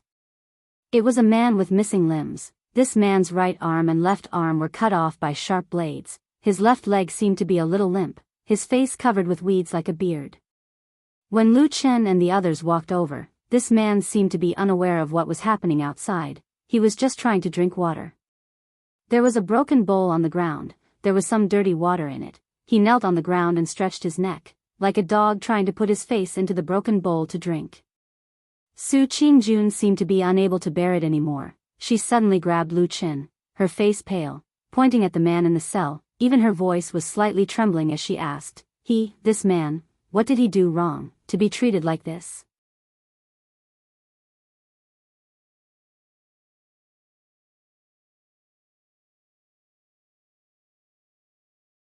Chapter 472. The passage of the prison immediately quietened down. Not only Lu Chen and Old Ma sighed, but also the prison guards who were leading the way and following behind. One must know that the most important prisoners in Fuyunji were imprisoned here. Every one of them was an evildoer of the devil cult, a great enemy with a blood feud. Of course, Fuyunji attached great importance to them. Therefore, even though Lu Chen's status was different now, the prison guards here could not really let the three of them walk in as they pleased. There were quite a number of guards accompanying them, but Lu Chen's identity as the disciple of Supreme Tianlan was still powerful, so everyone gave him some face and walked a little further away. At this moment, when they suddenly heard Su Qingjun say such words, and her tone was urgent, there seemed to be some indignation. Before Lu Chen and Old Ma could react, several cold gazes swept over them. Lu Chen frowned slightly and said, "Those are the evildoers of the devil cult." Of course, those who were imprisoned in this prison were the remaining evildoers of the devil cult who had been fighting with Fuyunji for decades. Su Qingjun also knew this in her heart, but there was still some reluctance and anger in her expression. But as intelligent as she was, she quickly felt that the surrounding prison guards were looking at them with unfriendly gazes. Su Qingjun gritted her teeth and seemed to be a little hesitant, but in the end, she could not help but say, "I know they are evildoers of the devil cult. I won't say anything if you kill them, but such humiliation and torture, isn't it too much?" Lu Chen nodded, and then suddenly waved to one of the prison guards who was standing a little further behind. That person quickly walked over, bowed to Lu Chen and said, "Young master, what's the matter?" Lu Chen was startled for a moment. He probably didn't expect the guard to call him young master. However, this wasn't the time to worry about this. In any case, it was probably because he didn't have a public position yet, so it wasn't appropriate for others to call him that. Therefore, he didn't say much and just asked, "I haven't asked for your name yet." The prison guard said, "I dare not. My surname is Chen, and my name is Guy." Lu Chen nodded, and then said to him calmly, "Can you tell this senior sister of the Kunlun party about the prisoner's situation?" Chen Guy straightened up, glanced at Lu Chen, and then turned to Su Qingjun, expressionlessly pointed to the prisoner in the prison, and said, "This person is called Shang Fei, originally an altar master of the devil cult in the Western land. He has done many evil deeds and committed many bloody crimes. We caught him 2 years ago and locked him up here." At this time, old Ma, who was standing at the side, suddenly made a sound of surprise, but no one noticed him. Only Lu Chen glanced at him out of the corner of his eye, and found that old Ma was looking at the mutilated devil cult prisoner through the iron bars. Lu Chen did not care about him, and quickly continued to ask Chen Gai, "What's the matter with the injuries on his body?" Chen Gai said, "Some of them are injuries from when we first arrested him, and some are from when we interrogated him." A trace of anger flashed across Su Qingjuan's face, and she said, "We, the Zhengxianmeng, are the leaders of the world's righteous faction. How can we?" Before she could finish her words, several gazes from the side, including Chen Gai's, became a little unhappy. Lu Chen shook his head, and after a moment of silence, he said to Chen Gai, "This Shiji Su, she probably did not know about those things before, so please forgive her." Chen Gai nodded slowly, and his expression softened a little. At the same time, he seemed to feel that the atmosphere here was inexplicably tense, and waved to the surrounding people. Those cold gazes immediately left, and everyone seemed to be relieved.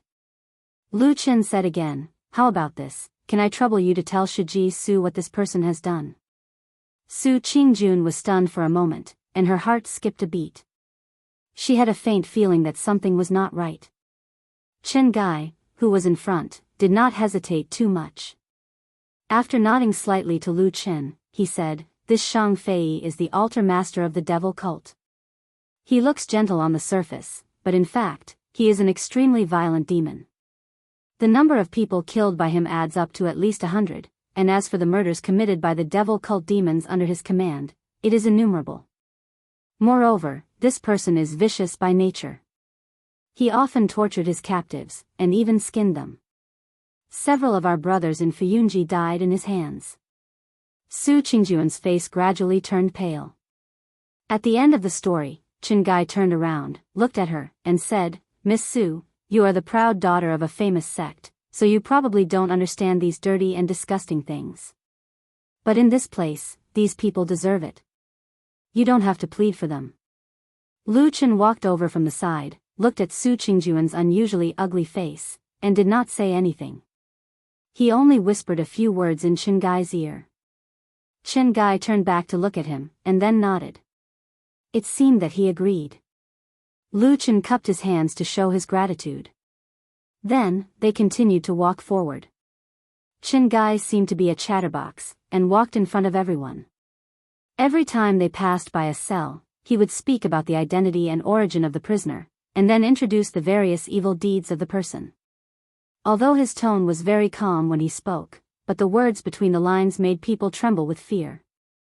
The darkest side of this world, those unimaginable and indescribable evil and terrible horrors, slowly surfaced. The gloomy, dirty and smelly prison seemed to have turned into a terrifying hell. Hundreds of ghosts walked in the night, horrible to look at. There were no images, and there were no screams and whimpers, but just imagining the images seemed to be suffocating. Su Qingjuan's hands slowly clenched, and her footsteps became heavier and heavier. Old Ma looked worriedly at the girl's pale face, hesitantly gave a look to Lu Chen. Lu Chen was silent for a moment, walked to Chen Gai's side, gently patted his shoulder, and then whispered a word of thanks. Chen Gai also nodded to Lu Chen, and then walked back and stood together with his other guards. Lu Chen walked to where she was, and stood with Su Qingjun, her face pale and breathing rapidly. He looked at the girl's eyes that seemed to suddenly be in a daze, and whispered, "Now you know what kind of lunatics we are going to face." Su Qingjun closed her eyes in pain, and after a while, softly said, "Why did you bring me here, and tell me all these?" Lu Chen said, "I am too lazy to meddle in other people's business, but you may have fought with people before, but you definitely have not really come into contact with these lunatics. I called you over today, to let you see this place, is to let you at least be prepared, although the evil sect is weak now, and their strength is not what it used to be, but if there is a fight in the future, you must not have any kind thoughts of leniency." He stared at Su Qingjun, said, "I have seen with my own eyes, some good faction cultivators gain the upper hand in the battle with the evil sect, but in the end they were soft-hearted and not ruthless enough, and were suddenly overturned and lost their lives." After a pause, the corner of his mouth seemed to twitch slightly. Among them, there were also some beautiful girls, because of this, fell into the hands of the evil sect. Su Qingjun was startled, looked at Lu Chen's ugly face, and couldn't help but asked, "What happened to them?" Lu Chen silently looked at Su Qingjun. For some reason, Su Qingjun at this time suddenly did not dare to look directly at this man's eyes. Her heart started to beat faster, as if she felt something. After a while, Lu Chen indifferently said, "Believe me, you don't want to know about those things." After speaking, he turned and continued to walk deeper into the prison. Ahead seemed to be reaching the end, which was also the last and most important prison cells. But at this moment, suddenly, Su Qingjun grabbed his hand. Her grip was so strong that even Lu Chen felt a trace of pain. Su Qingjun's face right now looked a little scary, so pale that it was frightening, without a trace of blood. Her eyes stared at Lu Chen's eyes, as if there was a ball of fire burning. After a moment, she opened her mouth. Her voice low, word by word said, "Why are you so clear? Don't tell me you saw it with your own eyes at that time." Once the words were said, the inside and outside of the prison, suddenly a dead silence. Everyone's eyes, including those prison guards, even those sneaky cold eyes in the dark corners of the prison cells, all fell on Lu Chen. That gaze fell on him, as sharp and cold as a knife. Just like for so many years, the cruel pain that Lu Chen had to bear.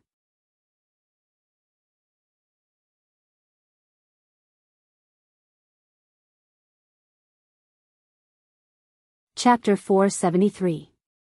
Lu Chen stood there, enduring the strange stares from the surrounding people, silent and did not speak a word. He looked at Su Qingjun's pale face, her eyes although angry but still clear, like a mirror that had never been tainted by dust.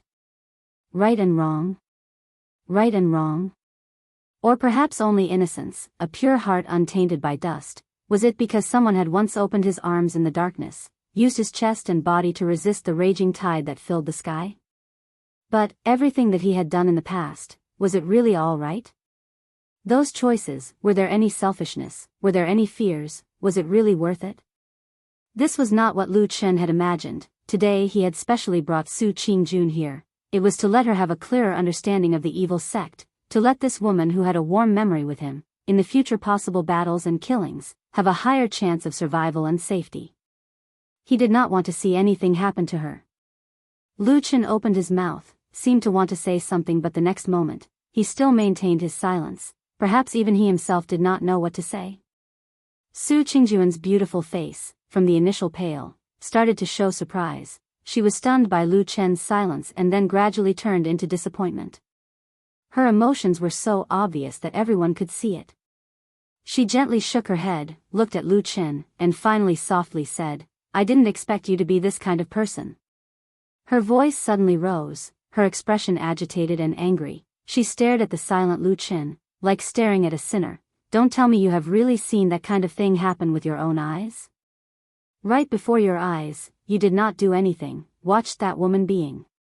She did not continue her words. Perhaps she had never really seen that cruel scene, or perhaps she was too kind-hearted to say those malicious words, but just by imagining, right now it seemed to be enough to make the surrounding people's gazes turn into sharp whips, nailing that silent man on the invisible wooden frame, whipping him countless times.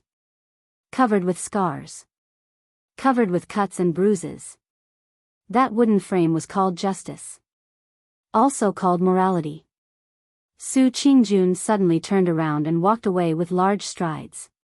She resolutely and angrily left this dark, dirty, and smelly prison. She didn't want to stay in this disgusting place for even a moment. The prison guards behind her subconsciously opened up a path as they watched the woman leave. They looked at each other and frowned slightly.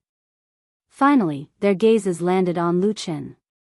No one spoke, but their gazes didn't seem friendly either. Perhaps in that silence, there was disdain, contempt, hidden anger, and silent condemnation. The situation had suddenly changed in the blink of an eye, catching everyone off guard. Even the usually calm and composed Lu Chen seemed to be at a loss at this moment. Fortunately, at this moment, a figure suddenly walked forward and blocked in front of Lu Chen. Then, he laughed like a fool. Ha ha ha, what's wrong with everyone? We are here to do something today, why do you all look so lifeless, ha ha ha ha. Old Ma smiled and turned around. He patted Lu Chen's shoulder and said, let's go, it's just in front. Lu Chen glanced at him, slowly turned around and walked forward with Old Ma. After walking for about 10 steps, they arrived outside the last prison cell. There was a pillar in the prison cell, and on it was a prisoner with disheveled hair tied tightly with iron chains. There were many wounds and bloodstains all over his body. His head was drooping and he looked like he was unconscious. Looking at his face through the messy hair, it was the evil faction sorcerer, Chen He. Old Ma waved to the guards behind him and said, open the door, we want to interrogate this person. Accompanied by the clanking of the iron locks, the heavy iron door opened. Lu Chen and Old Ma walked in while the rest of the guards stayed outside. Lu Chen hadn't spoken a single word since the beginning. Even when he walked up to the prisoner, his expression still seemed to be a little dazed. Old Ma looked at him worriedly and looked behind him. Seeing that the prison guard seemed to have a tacit understanding to stand further away, he then heaved a sigh of relief.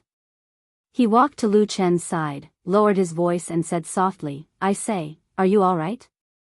Lu Chen slowly shook his head, glanced at the unconscious Chen He and suddenly said, today I brought Su Qingjun over. I originally thought that after telling her about the evil faction's vicious methods, she would be on her guard. Finally, when we interrogate this person about Elder Ghost's whereabouts, maybe I will use some of the evil faction's cruel methods to make her understand more deeply. Old Ma gave a wry smile and said, you really put in a lot of effort, unfortunately this matter seems to be messed up. Lu Chen silently nodded and said, yes. Old Ma sighed and said, actually a girl like Miss Su, since young, she grew up in aristocratic families and famous sects, what she sees, knows and thinks, is different from us, it is really too normal, you. Let's go. Lu Chen suddenly interrupted his words. Old Ma was taken aback and said, not interrogating anymore? Lu Chen indifferently said, his injuries are so serious, and those people in Fuyunji's methods, how can they be worse than the evil faction? Till now they have not gotten anything out of him, I reckon I also have no way to pry open his mouth. After speaking, he turned and walked out, Old Ma hurriedly followed. Those prison guards standing outside were shocked, came up and asked, both sirs, are you not interrogating the prisoner anymore? Lu Chen silently walked forward and did not answer.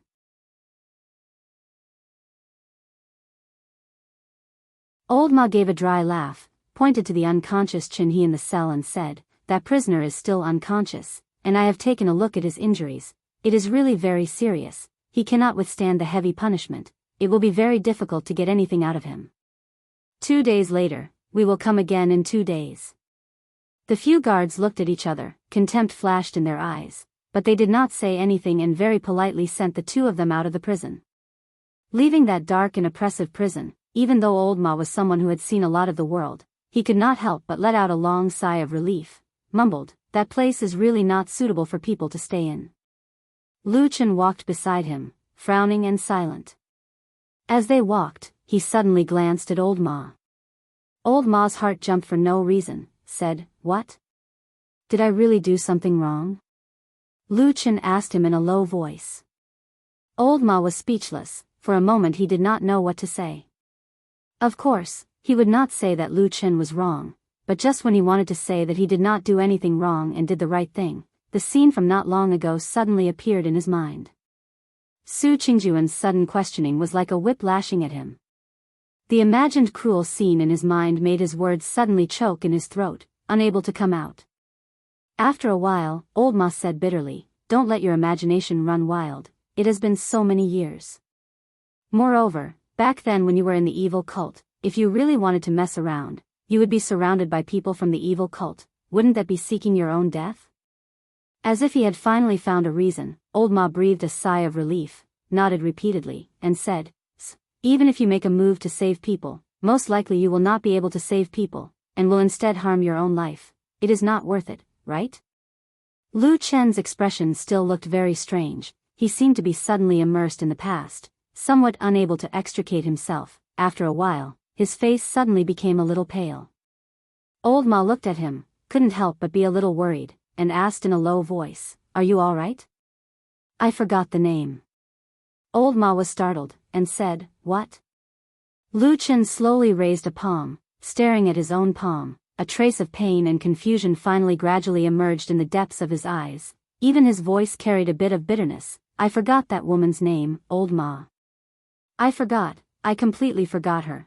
Am I really like those people from the evil cult, born so cruel and heartless?" Lu Chen murmured, his face as pale as paper. "You're tuning into the Romantic Tales YouTube channel. Don't forget to subscribe and join us on this journey to catch the most captivating stories.